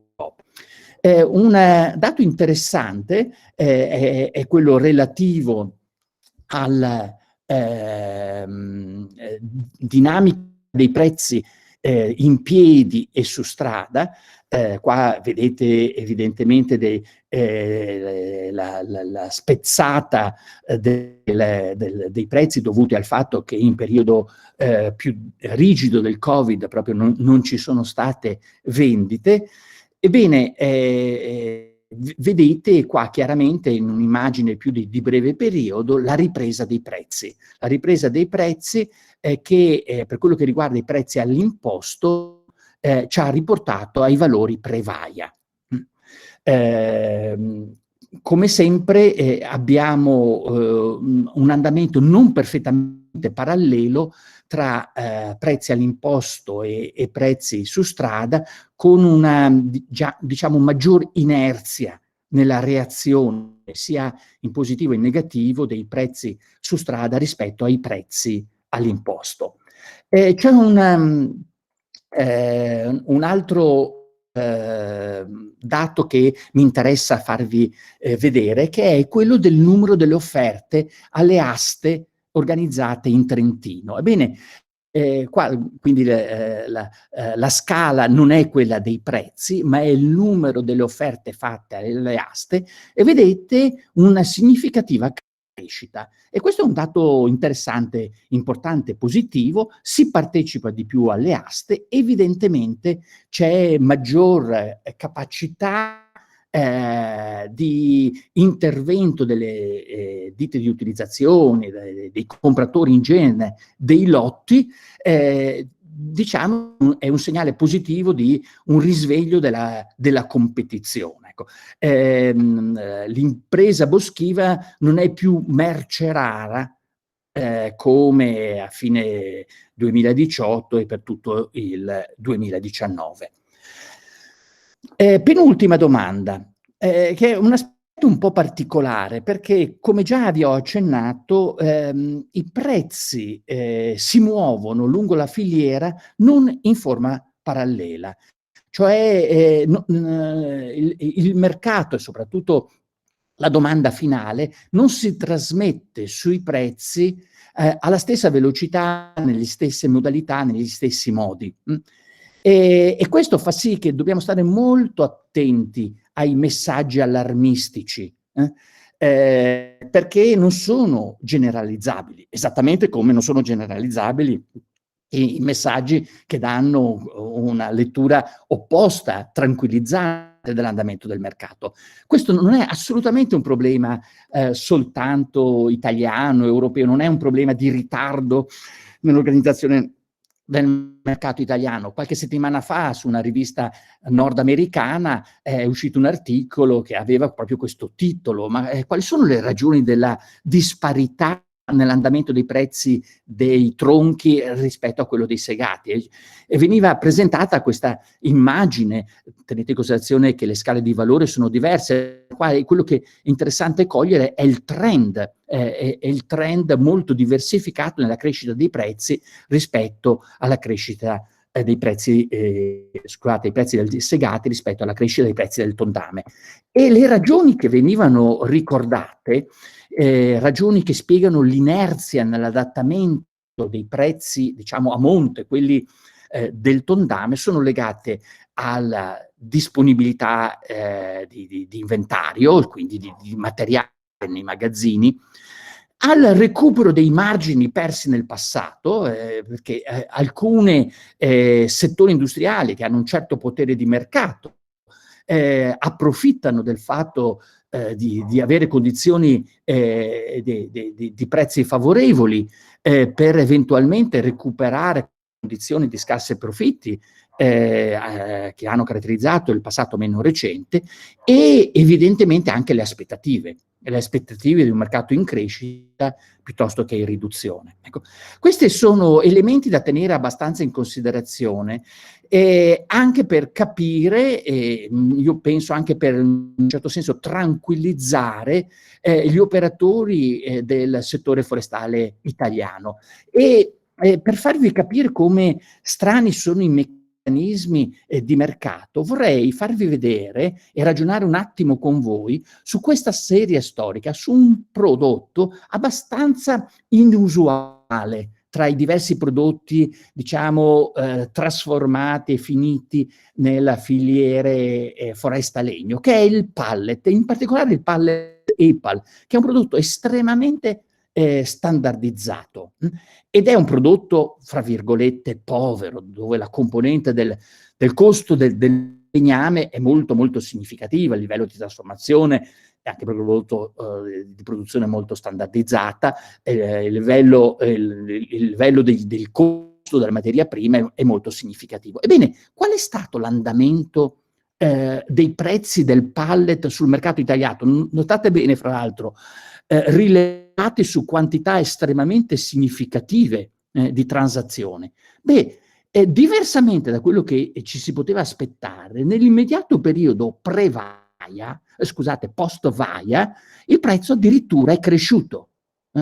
E negli ultimi mesi, qua l'ultimo dato è del marzo del 21, invece, cosa che è assolutamente contraria a quello che ci potevamo aspettare, è diminuito. Ecco, questo per dire che le dinamiche dei prezzi sono molto regolate da quegli aspetti che prima vi ricordavo, di aspettative, di sfruttamento delle posizioni di potere di mercato, di inventario, ancor prima e ancor più che sulla disponibilità effettiva di materia prima sul mercato stesso. Finisco con l'ultima domanda retorica, perché ci stiamo molto occupando e allarmando relativamente all'andamento dei prezzi in termini congiunturali in questi ultimi mesi.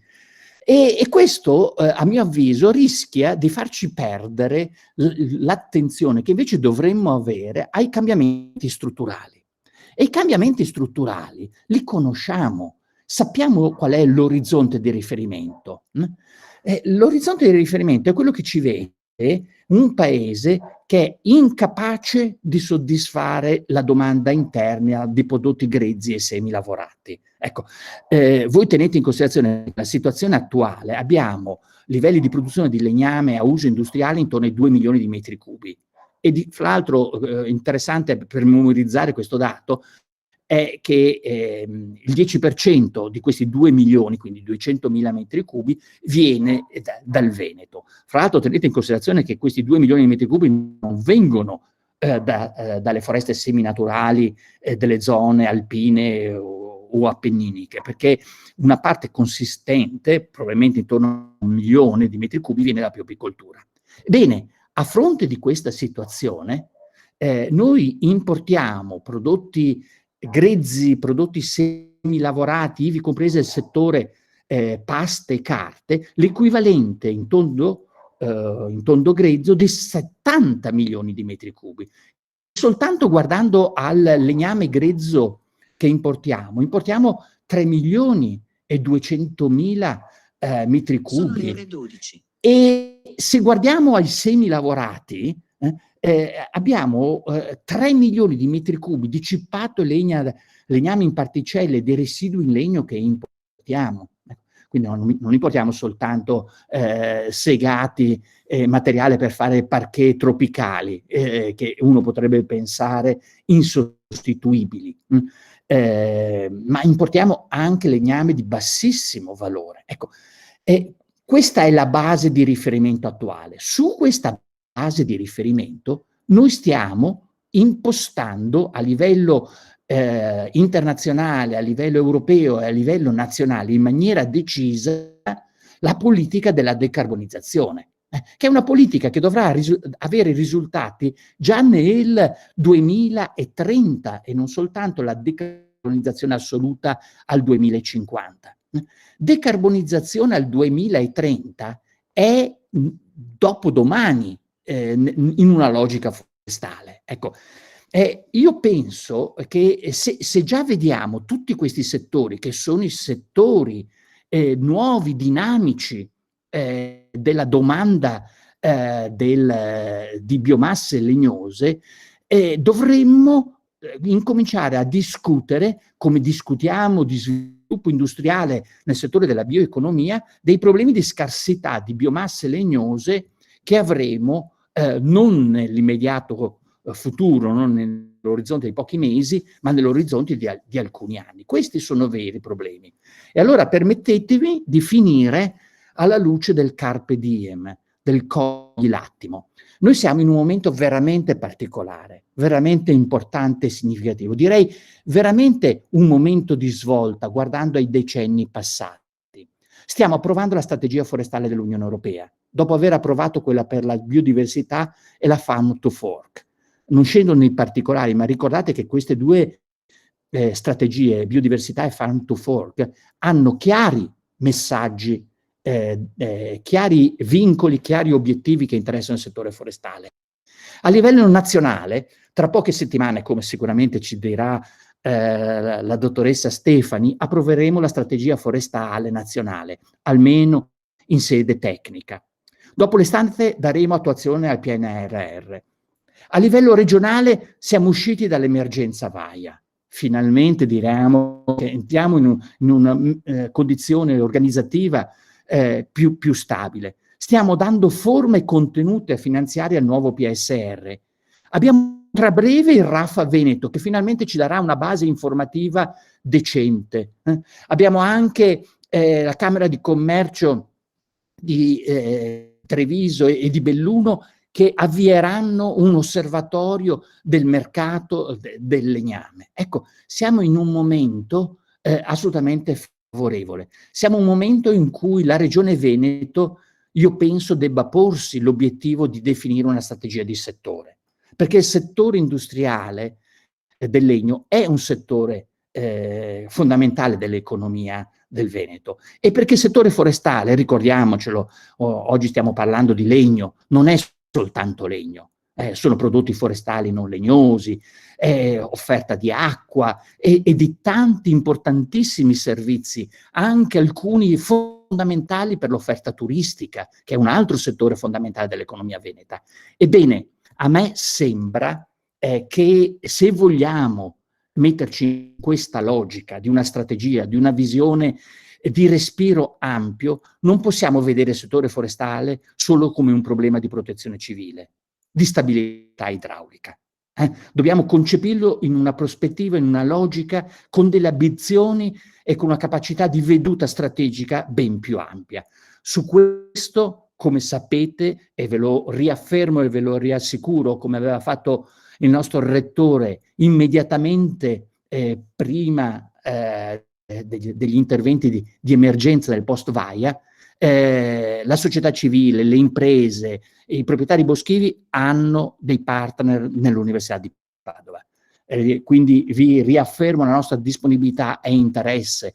Nel settore dell'economia forestale il gruppo di lavoro c'è ed è, non vorrei per questo milantare credito, ma è un gruppo attivo su scala nazionale e internazionale. Prendetene vantaggio di questa situazione. Grazie. Grazie professor Peternella, molto, molto interessante, molto stimolante. Condivido pienamente con lei il fatto che un messaggio allarmista rischi di fare più danni di una catastrofe stessa. E leggendo anche un po' i grafici che ha presentato, verrebbe quasi da dire che l'accordo di filiera sia da fare anche da siglare a livello europeo, non solo veneto o italiano, vedendo un po' le dinamiche di esportazione del tondame, per esempio, della Germania verso la Cina.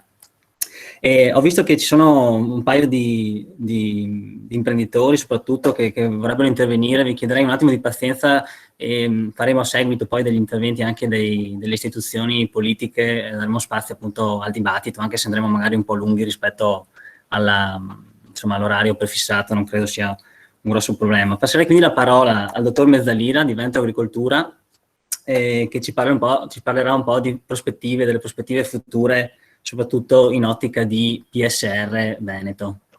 Prego Giustino. Grazie Giacomo, buongiorno a tutti. Ho l'onere di parlare per ultimo, ma il grande vantaggio di aver sentito delle relazioni estremamente importanti che ci hanno messo quindi la giusta lunghezza d'onda per poter seguire alcuni ragionamenti che adesso farò con voi. Permettetemi di condividere il mio schermo.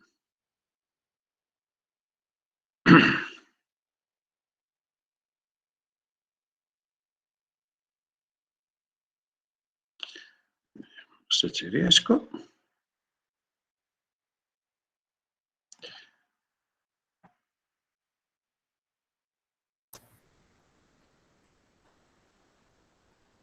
Ok. Va tutto bene Giacomo? Confermo, sì. Ok, un attimo solo che lo metto a pieno schermo. Ecco, quello che mi è stato chiesto oggi è stato di parlarvi di prospettive della filiera del legno nella nostra regione, quindi con una scala che sarà locale, che sarà regionale, soprattutto pensando al prossimo PSR. Ecco, qui vorrei fare una piccola precisazione anche per così prendere spunto dalle carote. È interessante che le carote tornano sempre fuori perché una volta, quando si voleva dimostrare l'inutilità dell'Unione Europea, si diceva che la Commissione mandava fuori dei regolamenti per dire come dovevano essere fatte le carote e poi si dimenticava di qualcosa d'altro. Anche il professor Peternella ha preso spunto dall'inutile carota, che poverina fa sempre una brutta figura. Ecco, volevo solo precisare che la nostra agenzia fa quello che gli chiede la Regione, quindi la Regione fino adesso gli ha chiesto di dare le informazioni sul settore agricolo. Ultimamente però va detto che è stato chiesto all'agenzia di occuparsi anche del settore del legno, ed ecco quindi arrivare con un po' di suspense, fra poche settimane verrà pubblicato, l'abbiamo chiuso, questo primo rapporto sul legno, sulle foreste e sulle filiere forestali della nostra regione, che come giustamente diceva il professor Peternella finalmente ci darà numeri, ce ne darà tanti, e non solo sul legno, sul suo mercato, ma anche sui servizi importantissimi che la nostra foresta ha. Ecco, io riprendo un po' il filo, non può che essere così, nel Veneto ormai non si può parlare di foreste e di legno senza fare riferimento a questo evento. Qualcuno ormai ha cominciato a dire dobbiamo dividere la storia forestale della nostra regione con ante-Vajam e post-Vajam. Ecco, un evento talmente impattante che è inevitabile che lo prendiamo sempre come riferimento. Ed è inevitabile quindi che il mondo forestale veneto negli ultimi anni si sia costantemente confrontato su cosa succede ora nel dopo Vaia. E devo dire che c'è stata e c'è ancora un'enorme attesa che Vaia possa essere un po' quello che per noi è stato lo shock dello scandalo del metanolo, dopo il quale l'Italia in generale e il Veneto in particolare ha ricostruito completamente una di quelle che oggi sono tra le più importanti filiere del settore primario della nostra regione e della nostra nazione. E cosa abbiamo visto come forestali veneti dopo Vaia? Abbiamo visto veramente un fiume di legno uscire dalle nostre foreste, sebbene non sia stato un fiume così ricco come quello delle regioni vicine, perché abbiamo visto che i nostri numeri sono stati più modesti, però ugualmente non avevamo mai visto scendere dall'altopiano di Asiago, dalle nostre vallate, così tanti camion carichi di legname tondo e devo dire anche di moltissimo legname cippato. Il piccolo problema è che gran parte di questo legno non si è fermato da noi, è andato lontano, abbiamo visto che per la prima volta, con grande meraviglia di tutti, è arrivato fino in Cina, e quindi non ha creato valore aggiunto nel nostro territorio. Questo ce ne siamo resi conto tutti, ce ne stiamo rendendo conto, e però ci fa essere sostanzialmente impotenti, perché nel momento in cui ti viene la spontanea domanda ma cosa avresti dovuto fare nel dopovaia, purtroppo possiamo solo aprire le braccia. Nulla, non avevamo gli elementi strutturali per poterci comportare in modo diverso da quella che di fatto è stata una svendita fallimentare di una parte del nostro patrimonio. E forse qualcosa di più avremmo potuto fare invece nell'uso delle risorse, perché assieme al fiume di legno che è uscito abbiamo visto invece arrivare un fiume di denaro.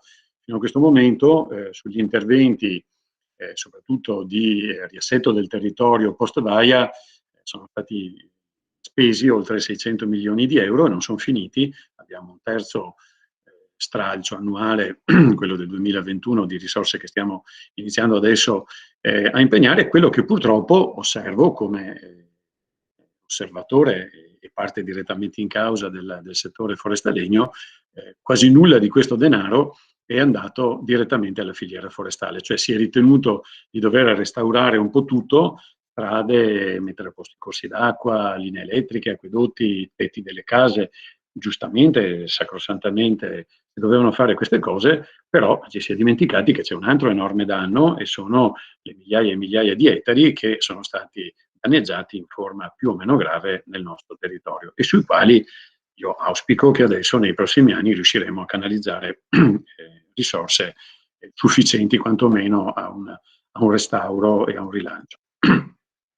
Ecco, quindi oggi nel Veneto è diffusa la sensazione che l'occasione di Vaia purtroppo ci stia sfuggendo, cioè che sia successo qualcosa di storico, di mai visto prima, che avrebbe potuto mettere in moto cose importanti, e che questo purtroppo non stia succedendo. E questa sensazione la vediamo perché da qualche anno c'è veramente un grande fermento sulle foreste e sul legno. Oggi c'è un convegno, ieri ce n'era stato un altro, e sono nate cose tipo il Festival delle Foreste, la Fiera delle Foreste alla Fiera di Longarone come reazione a Vaia, dove tutti sono venuti e tutti hanno portato loro idee. Il Consorzio Legno Veneto, che se vogliamo è il portavoce delle imprese del legno a livello regionale, sta facendo molte cose. È l'organizzatore, il co-organizzatore della giornata di oggi, ma veramente negli ultimi anni è cresciuto molto, sono cresciute le risorse umane, sono cresciute le iniziative, e sta facendo molte proposte. Abbiamo sentito le proposte che sono venute anche dalle relazioni che mi hanno preceduto. C'è un fatto però straordinariamente nuovo, ed è molto collegato a quello che poi riguarda il PSR, è che per la prima volta il mondo delle associazioni agricole si occupa di foreste e di legno. Non che prima non se ne occupasse, per carità, prendete sempre un po' con le pinze le parole che dico, perché sono delle assolute sintesi. Però vi dico un piccolo aneddoto. Noi come Veneto Agricoltura ragioniamo sempre per sviluppare il nostro programma di attività con le associazioni agricole, e quindi nella prima metà dell'anno incontriamo i vertici, mandiamo questionari e riceviamo proposte. Ecco, è proprio venerdì scorso il nostro direttore ha presentato in Codir un sunto delle proposte che sono arrivate dalle 3 principali associazioni agricole alla nostra agenzia per il nostro programma di attività 22-24. E ha fatto un'affermazione che ci ha fatto un po' così sorridere. Ha detto: sapete qual è l'unica materia su cui tutte e 3 le grandi associazioni ci hanno chiesto un forte intervento? Quello forestale. E che le 3 associazioni, Coldiretti, CIA, Confagricoltura, mettano tutte l'enfasi sul tema foresta-legno è, dal mio punto di vista, veramente una grande positiva novità. Tutto questo ha generato molti incontri, molti studi. Qui vi faccio vedere solo così l'elencazione di 3 progetti importanti: il progetto Limen, il progetto Corwood, il progetto It4, ma ce ne sono veramente molti altri. Direi, così da osservatore che ha una certa età del mondo forestale regionale, lo osservo da una quarantina di anni, che una fase così intensa forse l'avevo vista negli anni 80, negli anni 90, quando da noi era nata una grande dinamica direzione foreste che generava studi, ricerche un po' in tutti quanti i settori.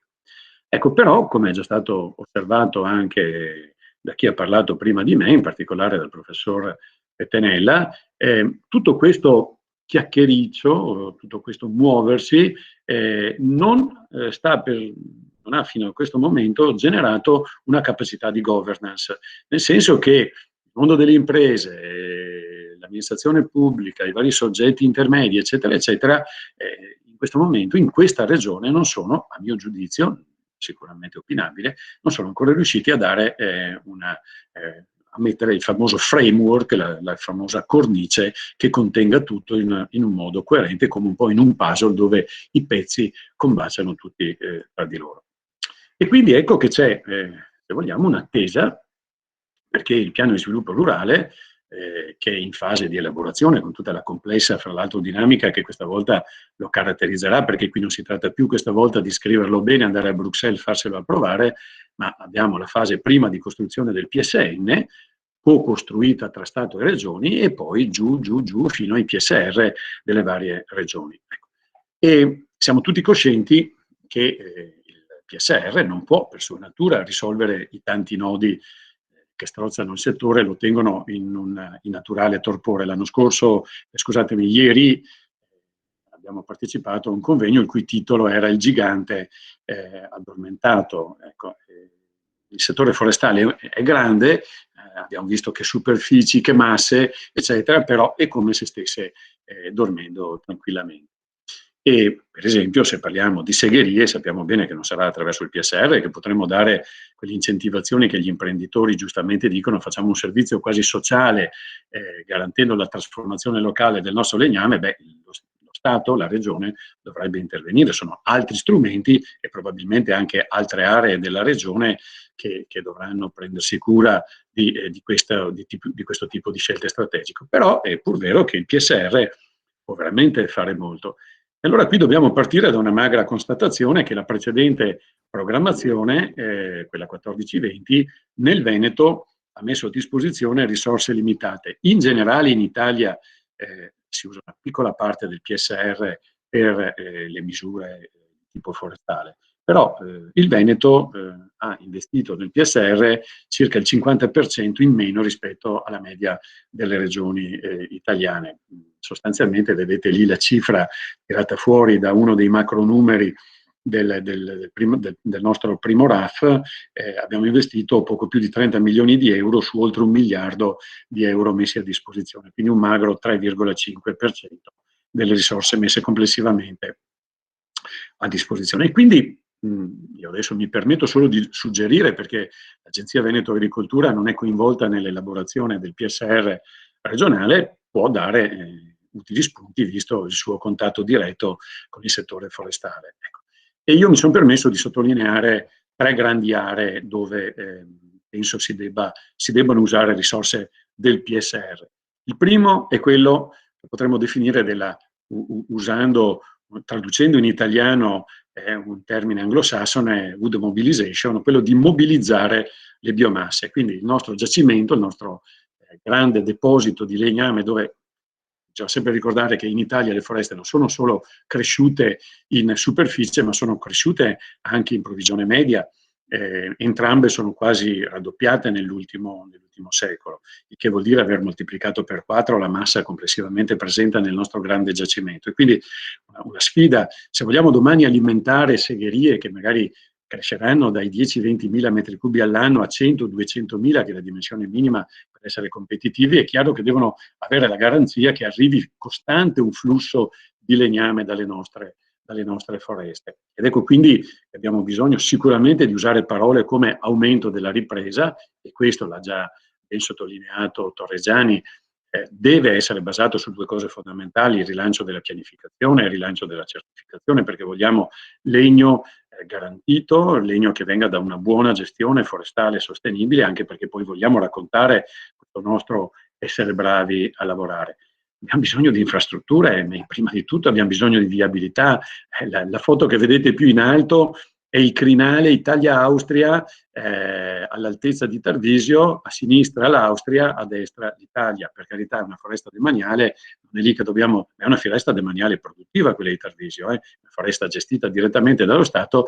Basta questa immagine, e io spesso faccio l'indovinello, da che parte sta l'Austria, e non ci vuole molto a capire che sta a sinistra, insomma, ecco. Quindi c'è bisogno assolutamente di crescere per quanto riguarda la viabilità, però strade fatte bene, non strade aperte con uno scavatore che va lungo una livelletta in qualche modo, strade fatte bene, vere infrastrutture forestali che poi non servono solo per l'attività selvicolturale, ma diventano anche assi per la mobilità lenta di tipo turistico, eccetera, eccetera. E poi ci vogliono piattaforme. Ecco, parliamo spesso delle segherie, ci dimentichiamo le piattaforme, quelle dove trasformiamo soprattutto le biomasse a uso energetico, e sappiamo che senza la capacità di produrre del cippato, per esempio standardizzato nelle dimensioni e nell'umidità, non possiamo poi alimentare a valle la rete soprattutto delle piccole utenze, delle piccole reti locali di teleriscaldamento. Le grandi utenze mangiano qualsiasi cosa, le piccole reti hanno bisogno invece di un cippato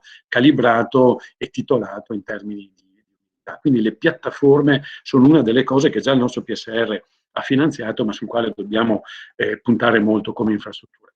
Ecco, e sempre parlando di quantità, i dati che ci ha mostrato il professor Petanella ci mostrano che dei segati prodotti nel nostro paese circa metà vengono dall'arboricoltura da legno e quindi dal fuori foresta, perché ricordiamoci che anche i pioppeti non sono boschi, sono delle colture agrarie specializzate, e quindi guardiamo con attenzione alle due importanti novità che si sono sviluppate negli ultimi anni nel nostro paese. Da un lato le piantagioni policicliche, una bellissima innovazione italiana che adesso stiamo diffondendo nelle nostre zone agricole, e poi un maggior spazio per l'agroforestazione. L'immagine più in basso è un tipico sistema silvoarabile, seminativi con un pioppeto rado a 30 alberi per ettaro, sui quali proprio come Agenzia Veneto Agricoltura, fra l'altro, stiamo lavorando molto nelle nostre aziende agricole, mostrando modelli e soprattutto dando i numeri ai nostri imprenditori agricoli, che si rendano conto che questa non è una bizzarria di qualche sognatore, ma invece è un modello molto competitivo e oggi soprattutto molto competitivo dal punto di vista economico per le nostre imprese agricole. Cose che purtroppo nelle passate programmazioni non siamo riusciti a incentivare bene, perché abbiamo scritto delle norme che poi non erano interessanti per i nostri operatori, per i nostri imprenditori agricoli. L'altro grande tema è quello di rendere più competitive le nostre imprese, in modo da ridurre il costo del legname non per i proprietari che lo vendono, ma per le segherie che lo acquistano, perché quando parliamo di questi capitani coraggiosi, tutti i capitani che io conosco, e ne conosco molti, mi dicono sempre: ragazzo caro, questi sono i miei numeri e quindi se sono piccolo e ho dei costi alti, come faccio a essere io competitivo? Ecco, quindi una delle chiavi è proprio quella di poter fare arrivare, oltre che le quantità necessarie a fare rinascere delle segherie di una certa dimensione, anche avere dei prezzi che siano competitivi. E qui c'è poco da fare, bisogna avere personale altamente formato, bisogna avere meccanizzazione adeguata, bisogna aggregare tra loro le imprese boschive, bisogna aggregare tra loro i proprietari attraverso la nascita dei consorzi forestali, e la buona notizia è che entro quest'anno rinasceranno i primi consorzi forestali del Veneto, perché Veneto Agricoltura mette a disposizione le foreste demaniali come nuclei di aggregazione per fare rinascere, ripeto, rinascere perché tra gli anni 70 e gli anni 90 nel Veneto c'erano i consorzi forestali, fare rinascere dei moderni consorzi intesi come imprese e non solo come gestione collettiva del bosco, e poi vedremo, imprese che devono alla fine creare un indotto positivo. E altro aspetto, per esempio, citato nell'accordo interregionale del 2016, è quello dei contratti poliennali che diano alle imprese la possibilità poi di pianificare nel tempo, per esempio, gli investimenti molto onerosi nelle macchine della meccanizzazione forestale. E infine, e dobbiamo porre grande attenzione alla valorizzazione del nostro legno, alla promozione del nostro legno locale. E qui di nuovo il PSR può mettere delle risorse importanti, come fa in generale per le filiere agroalimentari. Magari cerchi di non mettersi dei vincoli, come era nel nostro caso, che non potevamo mettere delle risorse per la promozione del legno perché non era previsto dal PSR. Ecco, quindi dovremmo fare di tutto per incentivare l'uso di legno legale. La prima L è legale e poi locale, certificato per esempio nelle costruzioni rurali. Dobbiamo dall'altra parte incentivare l'uso delle nostre biomasse. Ricordiamoci che ai noi per ora il bosco italiano, il bosco veneto, produce soprattutto legno da energia, e quindi non possiamo dire sempre ah sì, c'è anche quello. Se è la gran parte del legname che tagliamo, dovremmo fare una politica specifica, e il PSR può darci una grande mano proprio per la valorizzazione del legno a uso energetico. E poi dobbiamo fare l'operazione, abbiamo visto prima parlarci di marchi locali, fare in modo che anche il legno, come molti prodotti agroalimentari, passi dalla logica della commodity e diventi una specialty. E qui, come Veneto, abbiamo da citare un caso che è noto a livello nazionale, quello che ha trasformato il legno della nostra foresta del Cansiglio, che fino a prima di questa iniziativa era legna da ardere, da pizzeria, e adesso sta sotto i piedi delle case più belle d'Italia con un prezzo molto superiore alla media, perché qualche bravo imprenditore è riuscito a farne un qualcosa di unico e irripetibile, perché solo lì c'è quel legno che viene dalla storica foresta del Cansiglio. Ecco, quindi se noi riusciremo adesso, nei prossimi mesi, abbiamo visto dalle parole del professor Petanella che stiamo per entrare in una fase straordinaria che probabilmente non vedremo mai più nella nostra vita, quindi se non ora quando, cogliere tutte le occasioni che abbiamo, collegare il PSR alle altre numerose fonti di risorse per arrivare finalmente ad avere qualcosa di estremamente coraggioso che ci permetta di guardare oltre la devastazione, oltre l'incrocio dei tronchi, e guardare al futuro delle nostre foreste. Grazie per la vostra attenzione. Grazie. Sì, formazione del personale delle imprese forestali è sicuramente un ambito importantissimo sul quale anche il Centro Consorzi investe molto. Si sono conclusi da poco, infatti, gli ultimi corsi di operatori forestali. Io volevo chiedere, se mi permettano i politici, quindi la dottoressa Stefani, l'onorevole De Menec e il senatore Saviane, di far intervenire prima gli imprenditori, che potrebbe essere anche interessante per dare qualche spunto al dibattito successivi. Ho visto che chiedevano la parola Antonio D'Ambros, che però si è scollegato, non so se abbia avuto dei problemi con la linea, e Maurizio Zordan, può essere?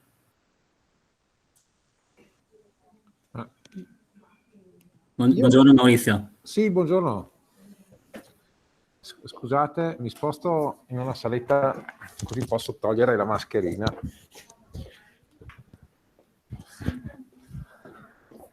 Eccomi.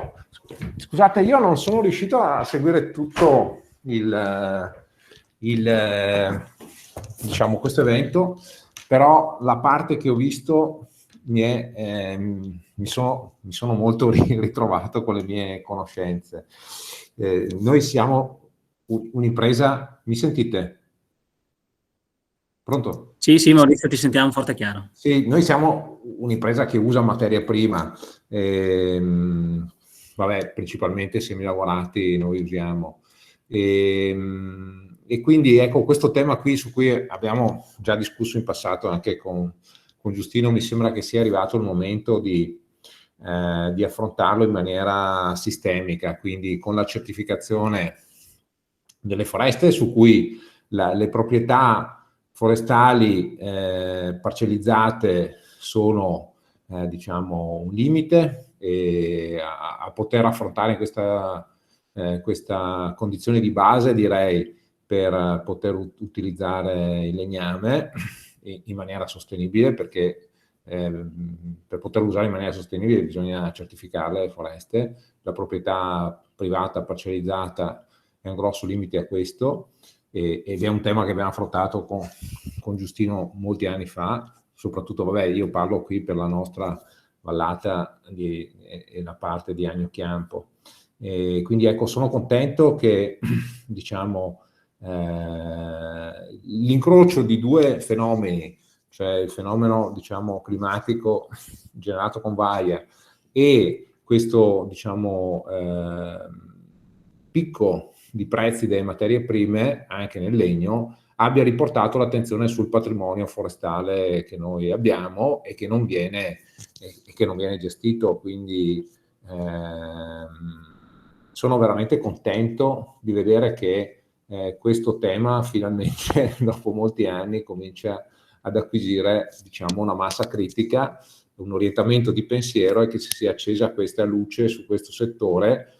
E quindi ecco, sono veramente contento che questa cosa qui sia successa e quindi ecco, e bisogna approfittarne, insomma, come diceva Giustino, è un momento magico questo qui, quindi bisogna riuscire ad affondare il colpo adesso, perché o adesso o mai più.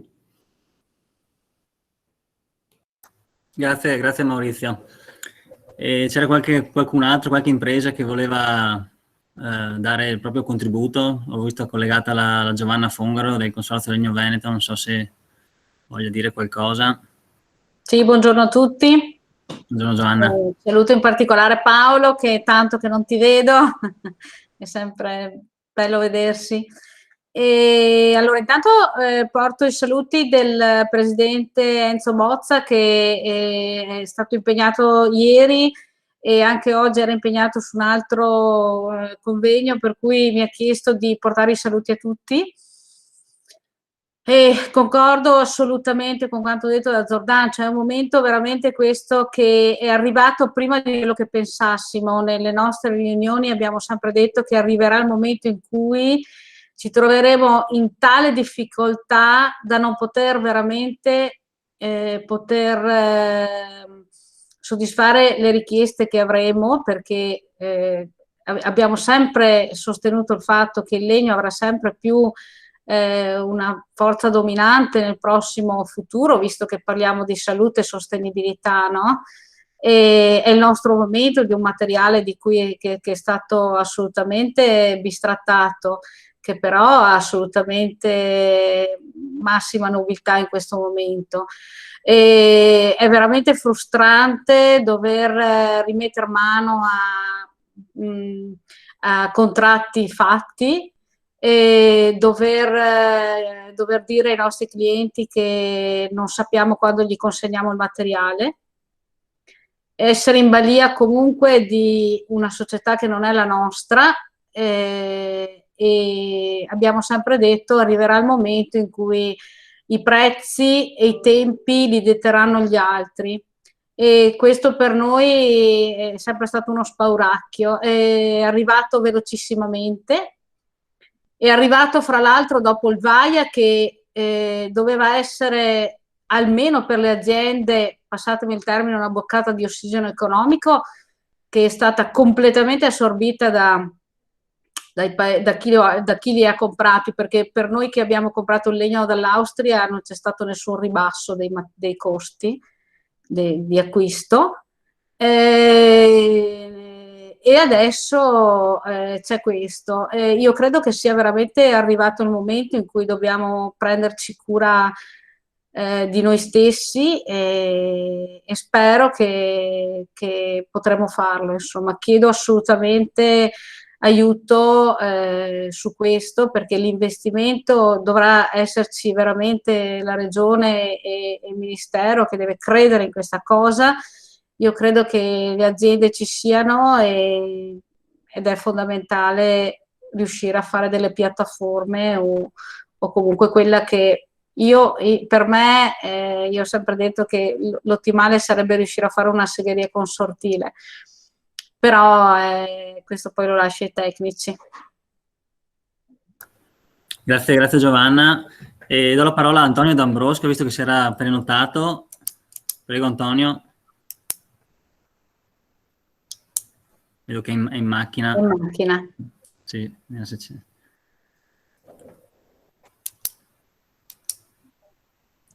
Antonio, mi senti?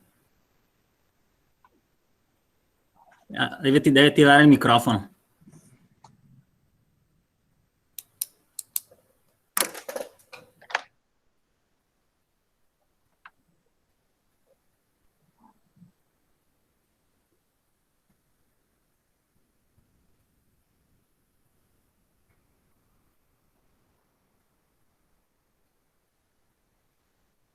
Vediamo.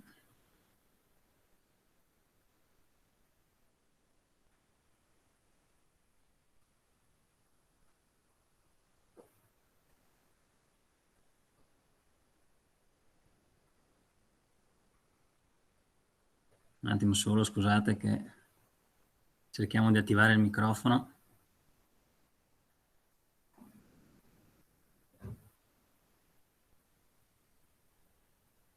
Pronto? Eccoci qua, perfetto. Pronto? Sì, ti sentiamo. Non so fino a quando mi avete sentito, cercherò di essere brevissimo per non rubare spazio agli altri. Ascoltavo volentieri gli interventi del dottor Mezzalira, del dottor Pettenella, di quelli che hanno preceduto, e vedevo che leggermente ci spostavamo dall'asse dal focus, diciamo, della giornata. I quadri statistici sono importantissimi e servono per giungere dopo delle determinazioni, e in questo momento il settore ha bisogno proprio di determinazioni.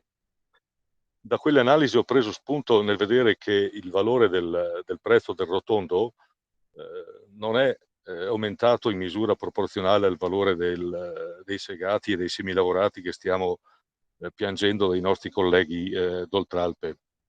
A fronte di un aumento di 8-10 euro sul mercato del rotondo, siamo arrivati ad aumenti del 60-70% su alcuni segati, fino al 150% per certi segati su certi mercati particolari. E i semilavorati a loro volta aumenti dell'ordine del 50-60%. Ma non è l'aumento che preoccupa in buona sostanza il settore, è la irreperibilità del materiale. E ora vedere nelle statistiche che sono state rappresentate che il settore occupa circa 100.000 addetti, non so quanti di questi siano di seconda lavorazione, ma sicuramente sono molti, può esserci dietro un problema proprio che si estende anche a livello proprio sociale, se vogliamo, nel senso che ci sarà disoccupazione, ci sarà un settore che perderà professionalità, ci sarà una storia che andrà a finire, quella della seconda lavorazione, nella quale siamo maestri in Italia. È chiaro che il maggior valore che rimane fra l'aumento del prezzo del rotondo e l'aumento del prezzo dei segati rimane nelle tasche di chi trasforma questi beni all'estero, importando tronchi, come avete voi stessi evidenziato, dall'Italia. La conseguenza è che si dovrebbe ritenere ovvio perfino cercare di tenere questo materiale nel nostro territorio, anche per aspetti di natura ecologica, se vogliamo, perché aspetti di filiera corta lo richiederebbero. E per fare questo credo ci vogliano delle proposte un po' coraggiose, fuori luogo, tra virgolette, fuori luogo perché non si sono mai rappresentate. Mi permetto io di farlo con un po' di presunzione, se me lo consentite. Bisognerebbe riuscire a dare ai proprietari forestali e a quelli che eseguono la prima lavorazione, i boscaioli, che ultimamente si sono strutturati grazie agli incentivi avuti in imprese di una certa dimensione, quindi in grado di trattare l'acquisto direttamente dei lotti boschivi e di essere loro interlocutori sul mercato, consentire a queste due figure di avere degli incentivi qualora rivolgano la vendita del prodotto ad imprese sul territorio italiano. Non chiedetemi quale può essere la forma tecnica, è chiaro che è questa la difficoltà, sapere come arrivare a questo risultato, però incentivare questo tipo di comportamento in maniera tale che il rotondo rimanga qui. Una volta che rimane il rotondo qui, bisognerebbe dare degli incentivi notevoli alle segherie esistenti, solo a quelle che intendono rinnovarsi tecnologicamente in maniera sostanziale, adeguando i costi di trasformazione il più possibile vicino a quelli di fascia mitteleuropea, diciamo.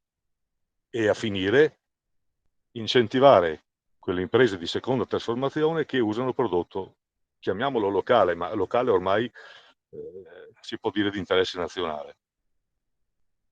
C'è un limite in quello che dico perché mi rivolgo al mondo del resinoso in particolare. È chiaro che se estendiamo ad altre essenze queste proposte hanno un ulteriore limite, ma nel mondo del resinoso è quello che credo si potrà immaginare come una piccola soluzione per evitare che i monopoli che si stanno consolidando in Europa, perché grossi gruppi sono in grado di determinare il valore di mercato di un metro cubo di segati, il valore di mercato di un metro cubo di semilavorati, al di là di ogni considerazione di mercato vera. La globalizzazione li aiuta in questo senso, ma diventano loro gli artefici del nostro destino. E quindi l'appello a chi oggi può dare una mano in questo senso è un appello accalorato. So che ci sono il senatore Saviane, l'onorevole De Mene e altri che possono raccogliere questo appello e farsi interpreti di questo. Mi chiedo scusa se mi sono permesso di dilungarmi un attimo e vi ringrazio. Grazie mille Antonio. Darei infine la parola alla dottoressa Stefani, direttore generale del Ministero Politiche Agricole, Alimentari e Forestali, con la quale mi scuso se l'ho fatta attendere, ma pensavo che anche l'input agli imprenditori potesse essere interessante. Prego dottoressa e grazie. Buongiorno, meno male che si è corretto perché prima mi ha classificato tra i politici e no.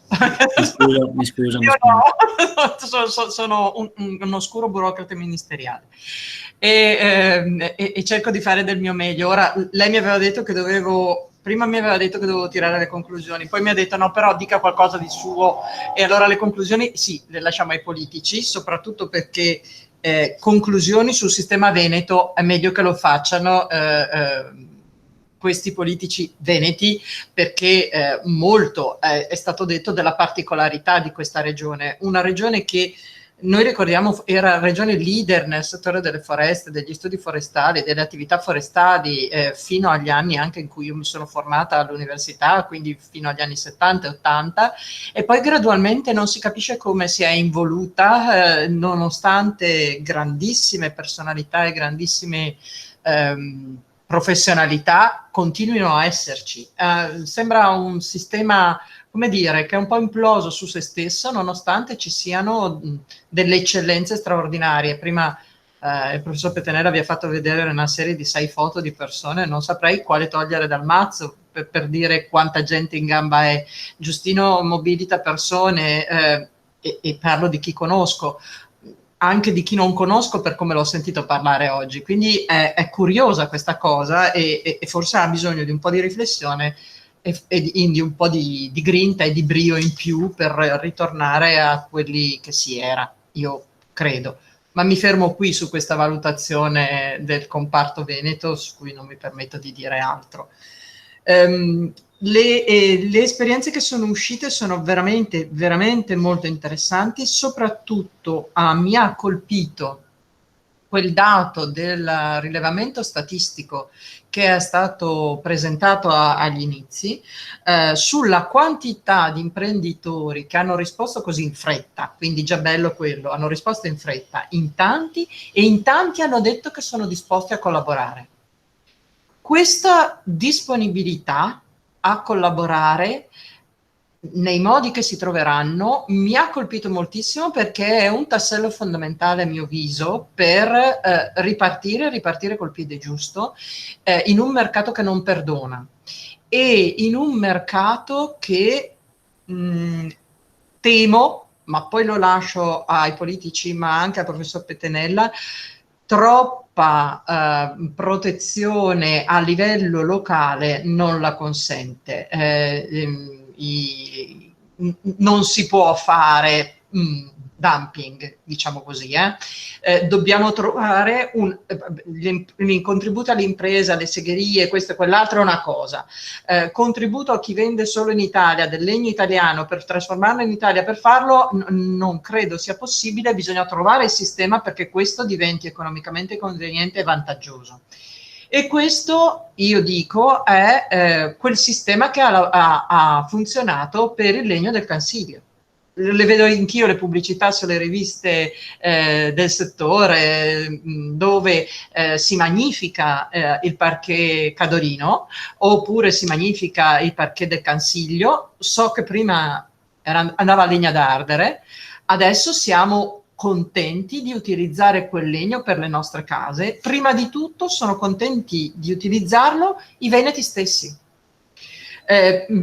raccontando che questo è il legno vicino a me, che questo legno non ha girato il mondo, che il fatto che questo legno sia nato vicino a me non ha girato il mondo ha, come dire, diminuito l'impronta ecologica di questa produzione. Cioè, ci sono tanti fronti su cui si può affermare questo e rendere, insieme alle certificazioni di qualità, insieme alle certificazioni di legalità, vantaggioso, ma non solo economicamente, ma vantaggioso anche come ritorno personale, di dire: io ho utilizzato cose mie, ho utilizzato qualcosa di un bosco che conosco, ho utilizzato qualcosa di un bosco che conosco e che è ancora bosco, non ho dilapidato niente del capitale naturale della mia regione, ho solo preso una parte del frutto, e chi ha fatto questo mestiere l'ha fatto così bene che il bosco ne è uscito migliorato e più adeguato ad affrontare i rischi climatici che tutti i nostri boschi stanno correndo. Io penso che va rovesciato il ragionamento per ottenere ovviamente quel doveroso obiettivo che abbiamo visto squadernare da tutti i relatori che sono venuti e dall'impresa. Poi su tutti gli altri aspetti lascerò le conclusioni a chi mi seguirà, per dire invece qualche cosa, come mi è stato chiesto, qualche cosa in più di che cosa dal mio posto di lavoro io sto cercando di mettere in moto attraverso le possibilità che ho. Il professor Pettenella, che ben lo sa perché è il responsabile del gruppo di lavoro, ha detto che la bozza di strategia forestale nazionale è quasi pronta. Io spero che il 16 di giugno, quando ci riuniremo, siamo già decisi a riunirci il 16 di giugno, sia la data in cui il gruppo di lavoro licenzia la strategia forestale nazionale. Badate, non è stato un lavoro semplicissimo, perché intanto costruire una strategia forestale è complesso, è un lavoro complesso, ma in più abbiamo scelto di andare in consultazione pubblica. In consultazione pubblica siamo andati in epoca drammaticamente Covid, e abbiamo avuto dei riscontri straordinari di partecipazione e tantissimi interlocutori. Aver avuto tantissimi interlocutori ha voluto dire che poi, essendo seri, abbiamo dovuto esaminare tutte le cose che ci avevano detto. E a tutte le cose che ci avevano detto, raggruppate per grandi gruppi, abbiamo anche risposto, e la risposta, se volete, la trovate sul sito del Ministero delle Politiche Agricole, dove è raccontato la serie di risposte del gruppo di lavoro dal 25 di gennaio di quest'anno, o 25 o 26. Quindi sono le risposte alle osservazioni. Questo ha ovviamente comportato che la bozza di strategia dovesse essere rivista alla luce delle osservazioni e delle risposte delle osservazioni. Un lavoro complesso, e adesso ci siamo, merito di tutti coloro che sono nel gruppo e ovviamente merito del professor Pettenella, che tira le fila con una pazienza infinita, e adesso partiamo. È chiaro che la strategia forestale nazionale però non sarà immediatamente licenziata dal gruppo di lavoro, non sarà immediatamente già la strategia forestale che uscirà pubblicata, perché la legge forestale ci dice che noi dobbiamo chiedere il concerto di ben 4 ministeri. Vi sottolineo che tra i ministeri a cui dobbiamo chiedere, di 3 ministeri tra cui dobbiamo chiedere, c'è ovviamente il Ministero dell'Ambiente e il Ministero dei Beni Culturali, ma anche per la prima volta il Ministero dello Sviluppo Economico.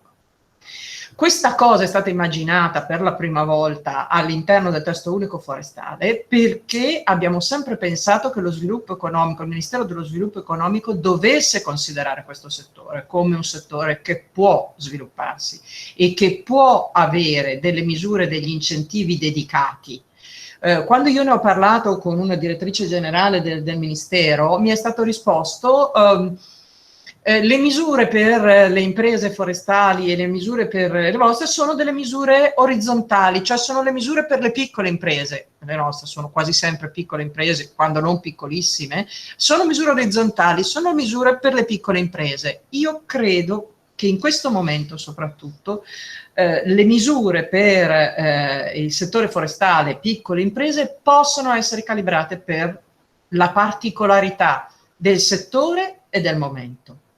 Ed è per questo che li abbiamo invitati a far parte con gli altri del gruppo di lavoro che ha elaborato la strategia, ed è per questo che li chiameremo al concerto e poi all'intesa con tutte le regioni. Quindi ci vorrà ancora un po', però siamo a buon punto e confidiamo di uscirne abbastanza presto per poter dare quella cornice alle politiche forestali condivisa che abbiamo sempre voluto fin dall'inizio, e per poter poi declinare i primi piani d'azione che devono discendere da una strategia. Parallelamente stanno andando avanti molti altri progetti. Ho sentito parlare di qualificazione degli operatori.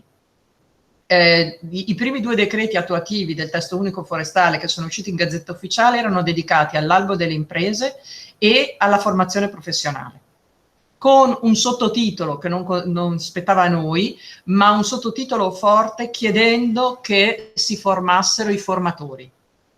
Queste cose stanno andando avanti, anche perché grazie a un piccolo finanziamento che siamo riusciti ad agguantare grazie alla legge di stabilità del 2018 abbiamo messo a terra un progetto che si chiama For Italy, di formazione degli operatori forestali e di formazione dei formatori. Stiamo partendo i primi cantieri e stiamo avendo un grande ritorno da parte di interesse da parte degli operatori. Quindi certo l'anno del Covid ci ha rallentato, non potevamo certo mettere in linea formazione che è anche in aula in un anno come quello, formazione in aula e in bosco ovviamente, però stiamo partendo e questo significa consentire che gli operatori si possano iscrivere all'albo degli operatori, albo degli operatori che quindi consente e dice che l'operatore è formato per il bene del bosco e per il bene suo, per la sua sicurezza, per la sua incolumità e tutto quello che ne consegue. E questo significa che si può dare un vantaggio, qui sì si può dare un vantaggio all'operatore che fa parte dell'albo rispetto all'operatore che non fa parte dell'albo, perché l'operatore per far parte dell'albo deve aver fatto un passo avanti nella legalità, oltre che nella formazione. E allora è giusto che chi può dare lavoro agli operatori scelga negli albi. Tra l'altro questo albo, e questo è appena uscito adesso, uscirà a minuti in Gazzetta Ufficiale, transita direttamente a cura delle regioni per non aumentare la burocrazia nel registro degli operatori forestali per la due diligence. Quindi inserirsi ha un doppio vantaggio, perché inserirsi negli albi degli operatori significa in automatico essere messo senza spese, ma con oneri a carico delle regioni, nel registro degli operatori che devono fare la due diligence. Quindi il filone legalità e qualificazione, e quindi sottintendo no al lavoro nero, no al lavoro sottoqualificato, no al lavoro non in linea con il grandissimo capitale naturale che abbiamo per le mani e che dobbiamo sapere di dover rispettare, sta prendendo piede in un modo omogeneo e coerente, perché i criteri minimi per entrare nell'albo degli operatori sono stati fissati uguali per tutta Italia. E quindi non ci dovranno più essere quegli accordi di mutuo riconoscimento che nel passato sono stati elaborati tra alcune regioni, ma chi fa parte dell'albo degli operatori di una regione, siccome sarà costituito sulla base dei criteri minimi nazionali, potrà tranquillamente far vedere il suo patentino in un'altra regione. Ho sentito dire l'aggregazione dei proprietari. Anche su questo stiamo partendo con l'apertura delle buste di chi ha risposto al progetto operativo sottopiano 3 del PO Agricoltura, quello che finanzia aggregazione di proprietari. Finanzia aggregazione di proprietari, ma anche finanzia semplicemente la notizia che i proprietari si possono aggregare, cioè progetti di animazione. Che cosa ci sia dentro nelle 50 buste non lo so ancora, però partiamo a breve. Ho nominato la commissione e a breve capiremo chi finanziare. Questi sono fondi speciali che arrivano dal CITE, adesso CIPES, quindi hanno il vincolo 80% sud, 20% nord. Ma va bene lo stesso, anche perché se le regioni dovessero vedere che questa cosa è una cosa che fa come dire, dà risultati, l'animazione territoriale e l'incentivo a aggregarsi ai proprietari, possono riproporlo con fondi propri. In fondo non è una cifra così grande. Pianificazione. Allora, abbiamo un ritardo, ma forse siamo riusciti a disincagliare i 2 progetti pianificazione e viabilità nei prossimi giorni. Vediamo se riusciamo a farli firmare ai ministeri e metterli in gazzetta. E là dentro c'è un altro tassello, a mio giudizio, estremamente importante per quel progetto di certificazione delle risorse forestali italiane, che vede come primo tassello la necessità di un bosco pianificato. E allora dobbiamo cercare di incentivare al massimo la pianificazione.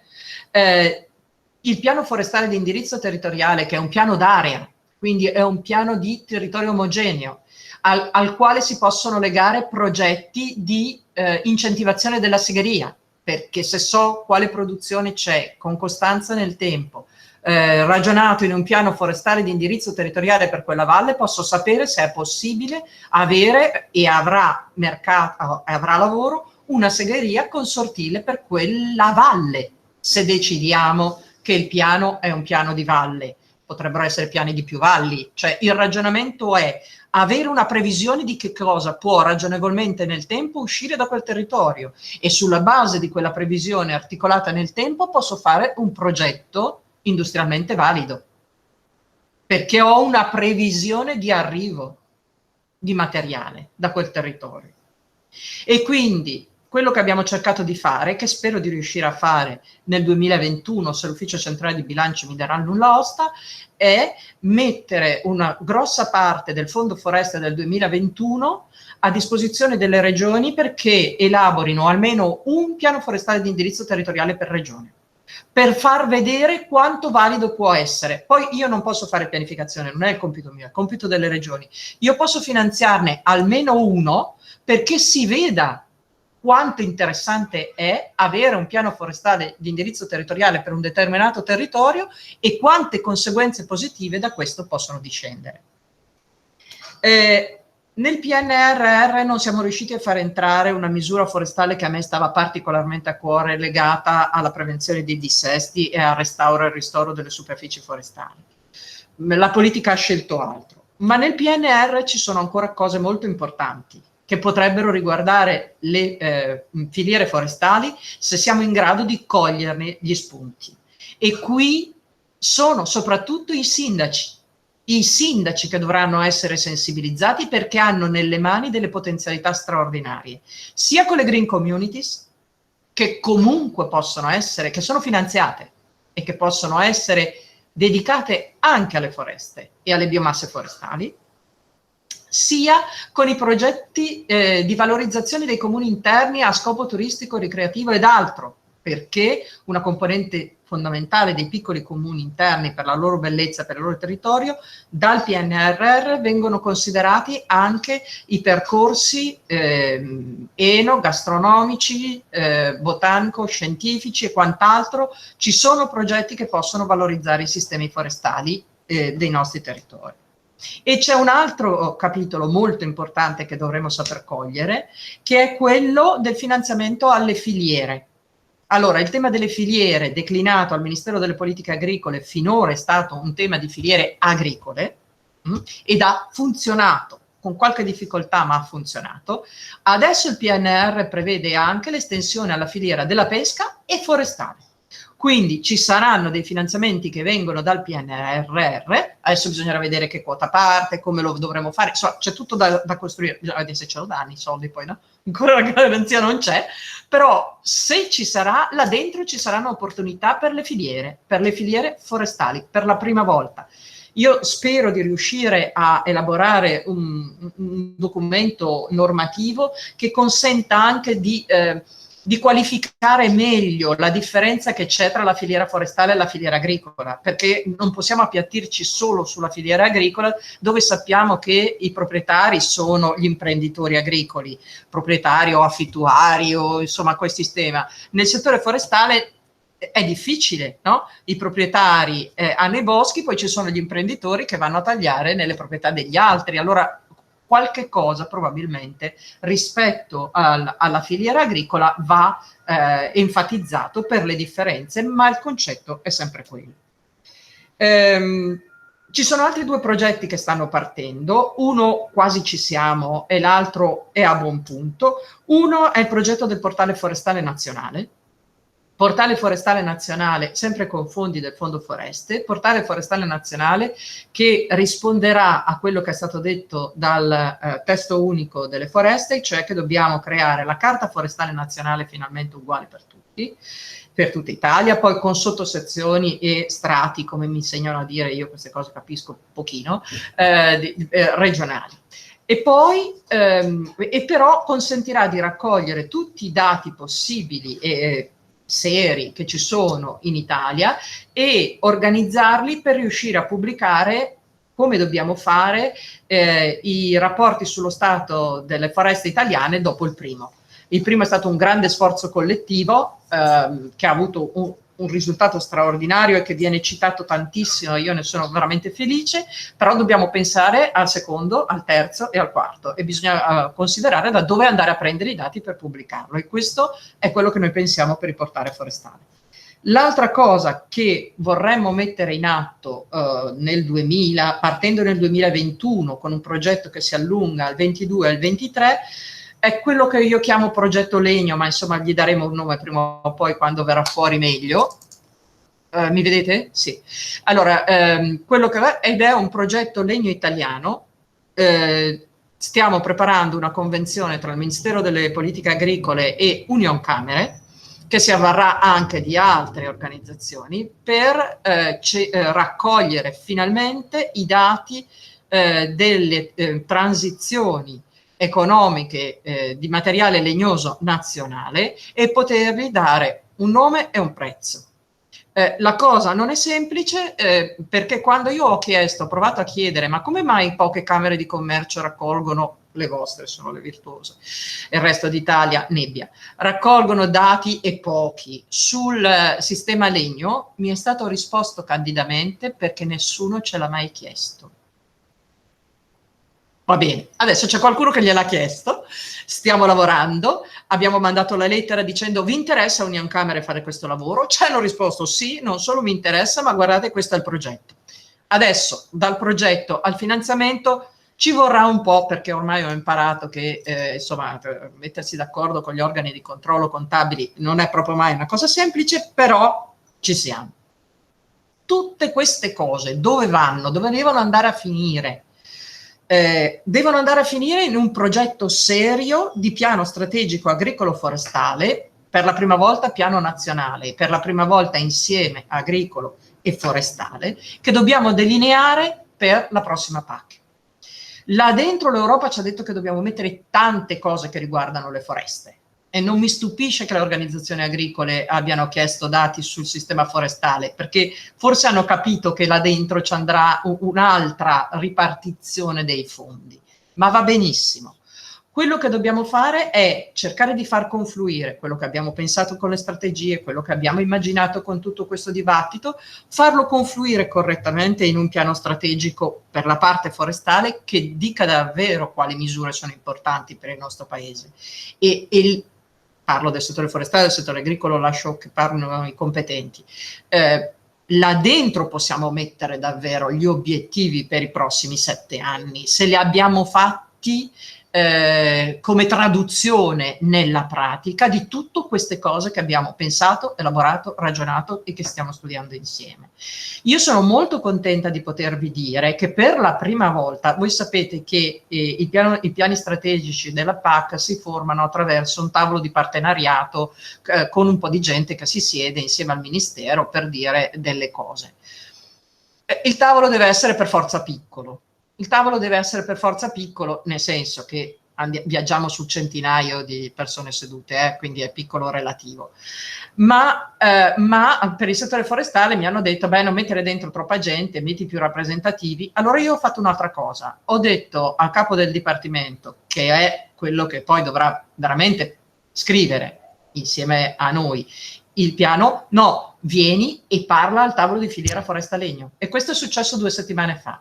Cioè i principi del piano strategico forestale, agricolo e forestale sono stati presentati dal capo dipartimento che ne tira le fila a tutto il tavolo di filiera foresta legno, dove siamo solo noi e siamo 90, con grandissima attenzione e con grandissimo dibattito e con la prospettiva di riparlarne ancora. Quindi il sistema saprà le cose man mano che si svolgono, anche se poi il tavolo di partenariato è un tavolo più ristretto, ma c'è chi potrà portare quello che esce dal dibattito più ampio dentro nel tavolo ristretto. Io credo che ci siano veramente tante premesse perché possiamo cogliere questo momento irripetibile. Ovviamente, oltre ai sindaci che ho nominato prima e oltre al tavolo centrale di cui io vi ho parlato, occorre assolutamente che le regioni siano pronte a cogliere queste sfide. Questo ovviamente tocca un po' a me, che cerco di coordinarle, ma tocca soprattutto al basso, tocca a voi rubare l'erba sotto i piedi alle regioni perché corrano a cogliere questa opportunità. Grazie, scusate se l'ho fatta lunga, ma volevo dirvi tante cose, insomma, e provare a pensare con fiducia al futuro e con qualche speranza in più.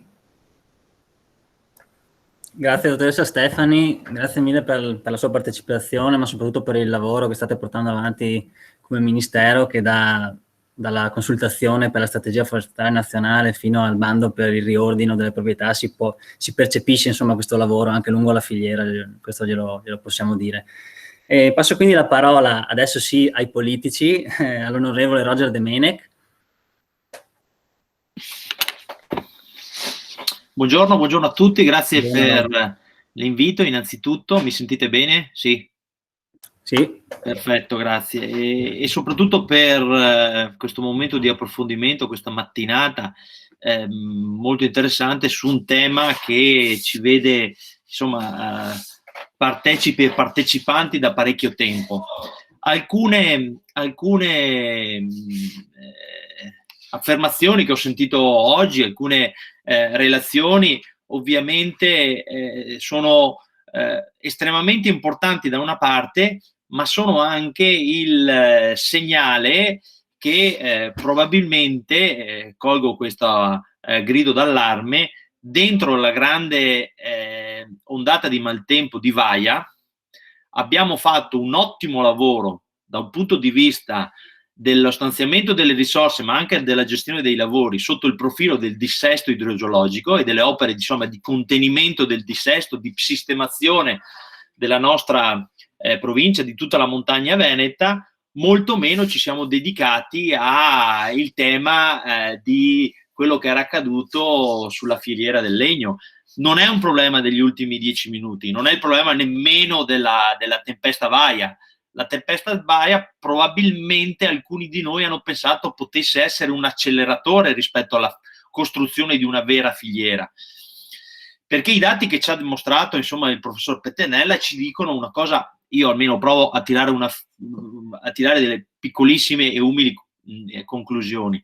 Ci dicono che oggi, per stare in un mercato che si voglia chiamare tale, noi abbiamo bisogno di dare valore al legno e di aggiungere valore. Quali sono le imprese che stanno in maniera competitiva dentro il mercato? Quelle che rispetto all'albero, al tronco, riescono a trasformarlo e creare valore. Ecco, da questo punto di vista la filiera, io dico la filiera italiana, non so se Alessandra è d'accordo, ma siccome siamo in Veneto e parliamo del Veneto, sicuramente quella veneta ha dei grossi deficit, è inutile nasconderlo. Io stesso, insomma, Saviane, il collega Saviane lo sa, anche nella passata legislatura, attraverso i fondi speciali, attraverso alcune operazioni, abbiamo provato a stimolare quello che ho sentito dire anche da alcuni di voi, il fatto di creare le occasioni per valorizzare il tronco in maniera locale. È chiaro che lo possiamo fare solo se riusciamo a costruire delle aggregazioni. Qualcuno di voi l'ha detto in maniera molto chiara e trasparente. E né più né meno, lo dico anche per capire qual è la logica che forse ci deve legare da qui in avanti, apro una parentesi. Il tema della gestione forestale è stato, o meglio, forse è ancora in bilico fra il Ministero dell'Agricoltura e il Ministero dell'Ambiente. Speriamo di no, perché il tema di una gestione efficace da un punto di vista forestale deve essere un tema di sistema economico della montagna, punto. Vogliamo i boschi manutenuti e dobbiamo renderli produttivi, e solo dentro una dinamica di filiera completa della gestione forestale, dall'albero al lavorato più raffinato, possiamo rendere competitivi i boschi, e fra l'altro con il vantaggio enorme che i boschi produttivi e competitivi, la dico così, sono quelli mantenuti e sono quelli che anche sotto il profilo ambientale del dissesto sono quelli che tutelano di più le zone di montagna, le nostre valli. Quindi su questo dobbiamo intanto essere molto radicali. Basta trattare il bosco come un elemento, diciamo, di folklore della montagna, ma dobbiamo trattare il bosco inserito dentro un sistema economico delle zone di montagna. Se facciamo questo, insomma, dalla cura del bosco fino, come dicevo, alla creazione di valore aggiunto al tronco, deve essere il nostro obiettivo. Come lo facciamo? Lo facciamo né più né meno, lo dico perché io, insomma, di solito nelle giornate che passiamo sui territori, il lunedì e il venerdì, rispetto al lavoro romano, amo girare le nostre aziende, e le nostre aziende produttive della meccanica, dell'elettronica, di fondovalle, cosa hanno fatto in questi ultimi 20 anni? Hanno investito in innovazione e sviluppo, anche usando i provvedimenti Industria 4.0. Dobbiamo mettere in moto questo principio virtuoso anche dentro la filiera del legno. Aggregazioni, la creazione di centri specializzati per la lavorazione del legno deve essere un nostro obiettivo, di tutte le Alpi e in particolare della regione Veneto e in particolare della provincia di Belluno, perché quel tronco ha bisogno di acquistare valore e di rimanere qui, e quel valore ha bisogno di rimanere nel loco. Mi fa molto piacere che sia Pettenella che Mezzarila hanno aggiunto e hanno detto la grande sfida del valore legno, chiamiamola così, cioè di dare valore, e lo hanno detto anche con i numeri. I prodotti banali sono quelli che stanno meno sul mercato e sono anche più suscettibili alle dinamiche di mercato.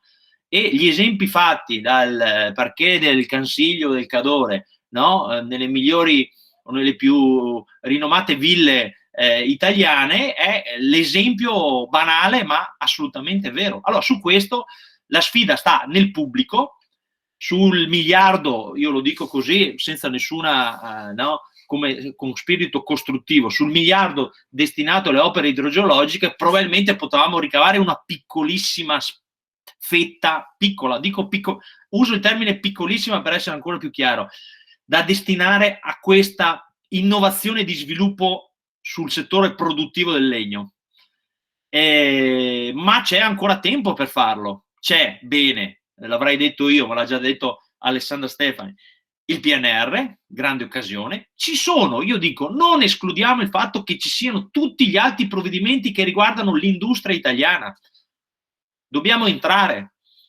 Come un grande caseificio bellunese è riuscito a intercettare un grosso finanziamento dal Ministero dello Sviluppo Economico per adeguare l'attività produttiva, parlo di Lattebusche, così non vedo perché noi, se riusciamo però, e qui vengo al punto forse quello più spigoloso, e sono contento che ci sia Saviane per il doppio ruolo che ha, quello di senatore ma anche di operatore del settore. Se riusciamo però a far capire alla filiera completa, soprattutto a quella parte di lavorazione, che forse oggi pensare ad aggregazioni che riescano a prendere quel tronco, trasformarlo rispetto alle migliori tecnologie attuali e renderlo disponibile a un mercato che è il mercato della transizione ecologica, che è il mercato per cui il super bonus, lo dico, fino a ieri era previsto solo per le ristrutturazioni, oggi è previsto anche per la demolizione e ricostruzione. È importante per la filiera del legno? Sì,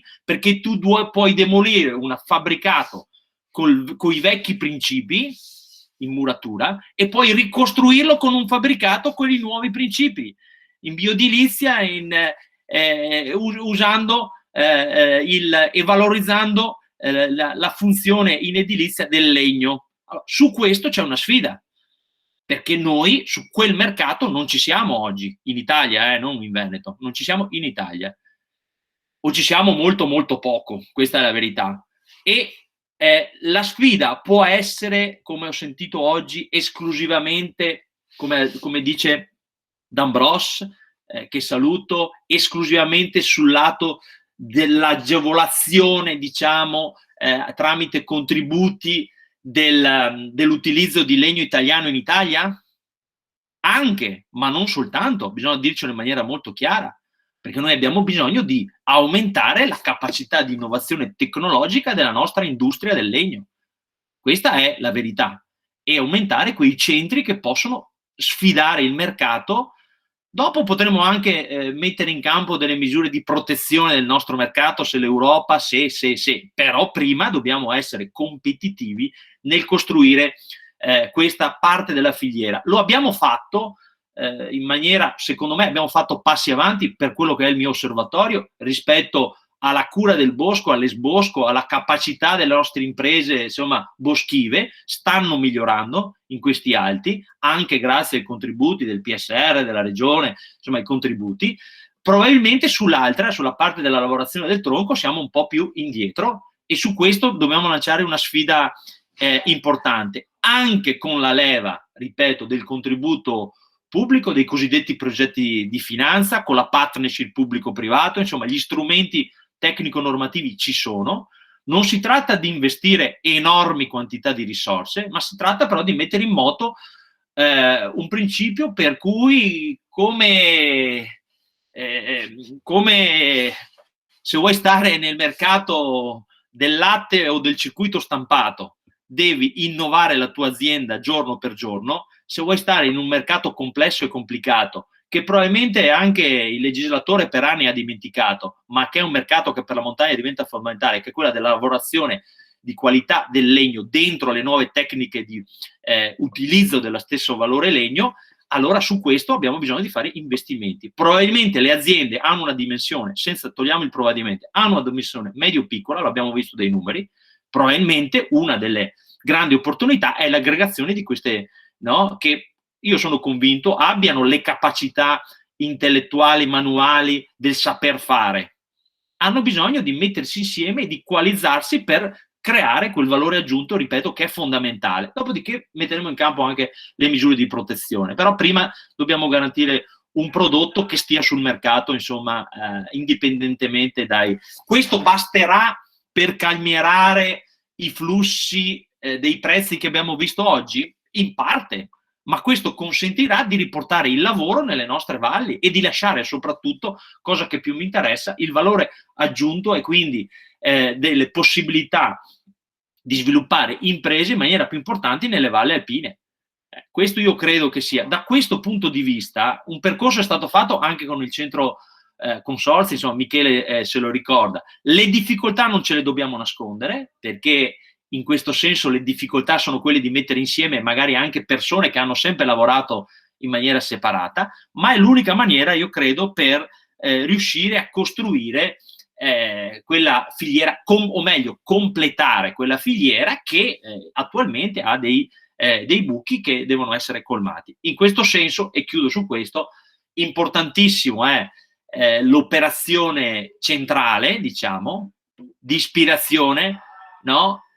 Il bosco deve essere un elemento paesaggistico, sicuramente lo è, non occorre ribadirlo, ma deve diventare anche un elemento funzionale allo sviluppo del territorio. E dall'altra dal basso, quindi comuni, le regioni, che possano in questo senso stimolare, no? Cercando solo, ripeto, di mettere a fattor comune le grandi capacità produttive che ha comunque la nostra montagna, la montagna veneta, la montagna che probabilmente bellunese, che probabilmente ha bisogno di una spintina, la dico così, per capire che da quella parte ci sta un pezzo del futuro, soprattutto, ripeto, in un momento in cui, ripeto, la transizione economica ecologica, scusate, ci vede favoriti anche per dare questa spinta economica a zone come le zone di montagna, che nella produzione del materiale legnoso possono contribuire a questo scopo finale. Io sono sempre inguaribilmente ottimista.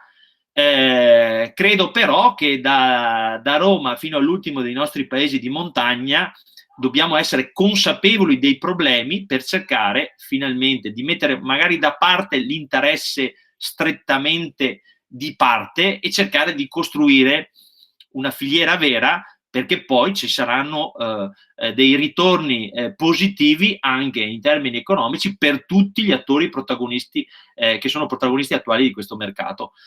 Ripeto, Belluno su questo, chiudo veramente su questo, può diventare un progetto pilota se avremo la volontà di spingere, non soltanto la volontà ma anche un pizzico di coraggio. Grazie. Grazie onorevole De Menec. Passo la parola al senatore Paolo Saviane. Sì, grazie. Innanzitutto un caro saluto a tutti i partecipanti, dai relatori, che sono tutti degli amici, dai relatori agli imprenditori, in cui questa è l'occasione. Ringrazio anche il Centro Consorzio per l'organizzazione dell'iniziativa, che mi permette anche appunto di rivedere tanti amici. Allora, io cerco di essere sintetico perché ormai siamo veramente in ora tarda e siamo tutti quanti stanchi.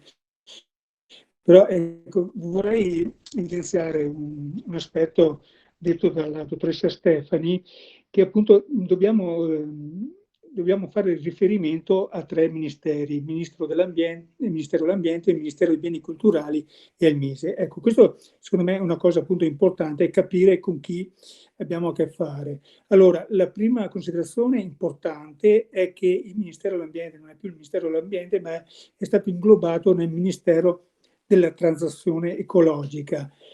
E l'aspetto più importante di questo è che, mentre il Ministero dell'Ambiente riguardava soprattutto la protezione dell'ambiente, quindi vedeva anche i boschi e l'ambiente come elementi solo da proteggere, il Ministero della transizione ecologica invece mira anche alla valorizzazione, che secondo me questo è un aspetto importante. Valorizzare tutto il settore dalla silvicoltura, quindi attenzione molto alle foreste, però poi anche a tutto quello che riguarda poi la filiera del legno. Sul Ministero dei Beni Culturali non mi soffermo. Invece è importante appunto rapportarsi anche con il MISE, il Ministero dello Sviluppo Economico, perché devono accorgersi che esiste anche un mercato del legno. Io mi sono dovuto assentare dalle 11 a mezzogiorno proprio perché avevo un importante incontro tra alcuni colleghi che ci stiamo occupando appunto dell'aumento sproporzionato e della carenza di approvvigionamento delle materie prime, con il sottosegretario Picchetto Frattin, proprio per affrontare questi argomenti. E il mio intervento relativo appunto della situazione del settore legno mi ha detto che evidentemente probabilmente ne so molto più di lui e quindi è disponibile ad incontrarci ed affrontare appunto la situazione. Poi importante anche è l'inserimento appunto all'interno del PNRR per quanto riguarda appunto la silvicoltura. Io sono stato trasferito proprio in tempo Commissione Finanze sono stato trasferito al Ministero dell'Ambiente e per fortuna sono stati molto gentili in Commissione ad inserire un mio contributo appunto che riguardava l'incentivazione della silvicoltura finalizzata anche al rilancio di tutta la filiera legno, e questo tenendo conto anche di tutte quelle che sono le certificazioni PFC e MFC che riguardano appunto la garanzia al diretto consumatore che il legno proviene appunto da foreste gestite in maniera sostenibile, perché dobbiamo proprio trasmettere questo messaggio. Noi non siamo quelli che distruggono il bosco, ma siamo quelli che vogliamo valorizzare, raccogliere i frutti. Sappiamo appunto, abbiamo visto dalle varie relazioni quanto poco si taglia in Italia e quanto sono aumentati i boschi, quindi è importante anche la comunicazione di quello che stiamo facendo. Una considerazione sulla situazione post-Vaia e la situazione attuale. Io credo siano situazioni completamente differenti. Il tornado Vaia, che effettivamente ha forse evidenziato sul nostro settore la grande disponibilità dei tronchi, però io non avevo visto in quell'evento un'opportunità per il rilancio della filiera del legno. Perché? Perché ovviamente le nostre segherie sono rimaste, l'abbiamo detto tutti quanti, tecnologicamente indietro, non eravamo sicuramente in grado di lavorare tutta quella massa messa a disposizione in così poco tempo, e sappiamo benissimo tutti quanti che la realizzazione di un nuovo impianto voleva dire 2 anni, mentre il legno, che è deperibile, nel giro di 1 anno o 2 ovviamente deve essere collocato e lavorato. Completamente diverso è appunto la situazione attuale che è provocata non certo per la domanda italiana, per il super bonus del 110%, perché sennò non sarebbe appunto giustificabile, ma veramente a un cambiamento dovuto sicuramente alla pandemia, in cui in questi ultimi periodi probabilmente tutti i vari produttori, vedendo la situazione di calo dei consumi, hanno rallentato le varie produzioni. Al contrario, adesso che tutti gli stati puntano nel rilancio, soprattutto sotto l'aspetto infrastrutturale, ecco che vengono a mancare tutti questi prodotti. Però io non vado ovviamente a parlare degli altri, dall'acciaio ai polimeri, microchip, che stanno mettendo in ginocchio anche tanti altri settori della ripresa economica. Però evidenziavo prima appunto il vice ministro Pichetto Fratin l'assurdità del settore del legno, in cui noi abbiamo i tronchi, quindi abbiamo la materia prima e continuiamo ad esportarla, a darla all'Austria, che in virtù di nuovi contratti fatti con l'America, ma anche con altri paesi come la Cina, abbiamo visto, e soprattutto anche mi dicono una grande espansione dell'India e del Pakistan, ecco che sta cambiando proprio anche la situazione mondiale. Quindi questo, ecco, è il momento importante della collaborazione di tutti quanti, adesso ci sono tutte le opportunità per poter aggregarsi. Io non mi soffermo perché tutti quanti sapete il mio pensiero e quanto ho lavorato in questo senso, e quindi ecco, è importante lavorare tutti insieme, sia a livello di imprenditori, di istituzioni, quindi l'università, la regione, tutte le istituzioni, e anche noi politici in maniera trasversale, perché questa qua non è una battaglia di parte di un partito o dell'altro, ma è una battaglia appunto del buon senso, e quindi condivido anche le parole del collega De Meneca, che tutti assieme dobbiamo contribuire e far capire l'opportunità in questo momento veramente di rilanciare la filiera legno. Per rilanciare la filiera legno sappiamo che è importantissimo il lavoro di aggregazione dell'offerta dei tronchi, perché oggi come oggi, vista la frammentazione della proprietà boschiva, sappiamo che io posso innovare, avere la segheria più innovata, tecnologicamente avanzata, ma se non ho la disponibilità appunto dei tronchi, il comune o la regione o i privati decidono di non tagliare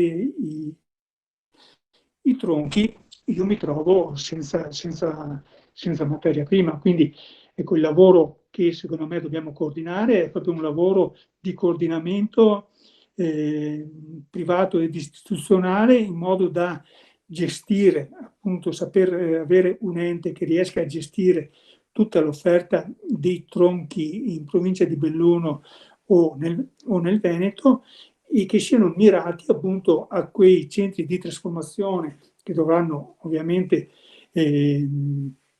nascere oppure innovare le attuali segherie esistenti, e rilanciare appunto in questo modo la filiera del legno.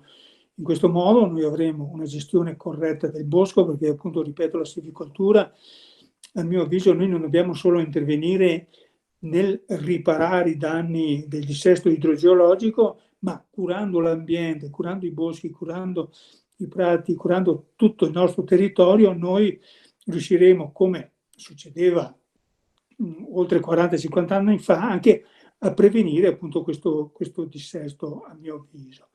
Quindi ecco, l'invito che faccio a tutti quanti è di crederci, e mi fa piacere vedere appunto ancora l'entusiasmo che c'è su questa filiera, nonostante le delusioni appunto degli ultimi anni, perché noi, i singoli imprenditori lasciati da soli, ovviamente ognuno ha dovuto guardare alla sostenibilità della propria piccola azienda. Quindi l'imprenditore boschivo che tagliava i tronchi silage offriva un prezzo maggiore rispetto alle segherie locali, ovvio che aveva convenienza. Idem le segherie, se i trasformatori locali di seconda lavorazione avevano più convenienza di acquistare magari all'estero, ecco che si indirizzavano magari verso altri clienti.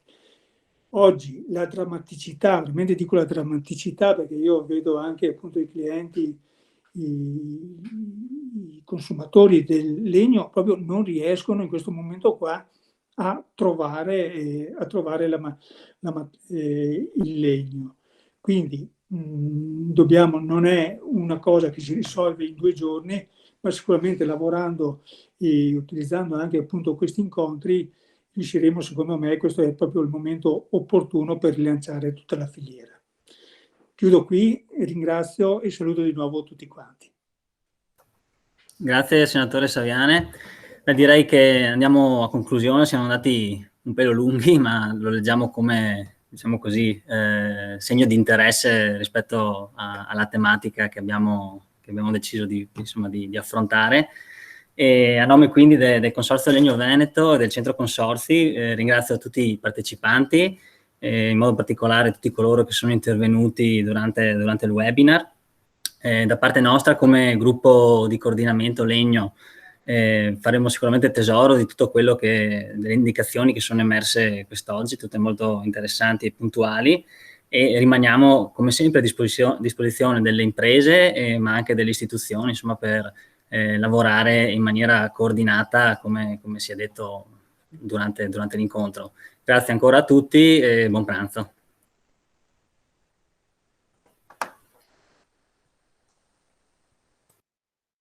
Arrivederci, grazie dell'invito. Arrivederci professore. Grazie. Arrivederci, grazie a tutti. Grazie Luigi.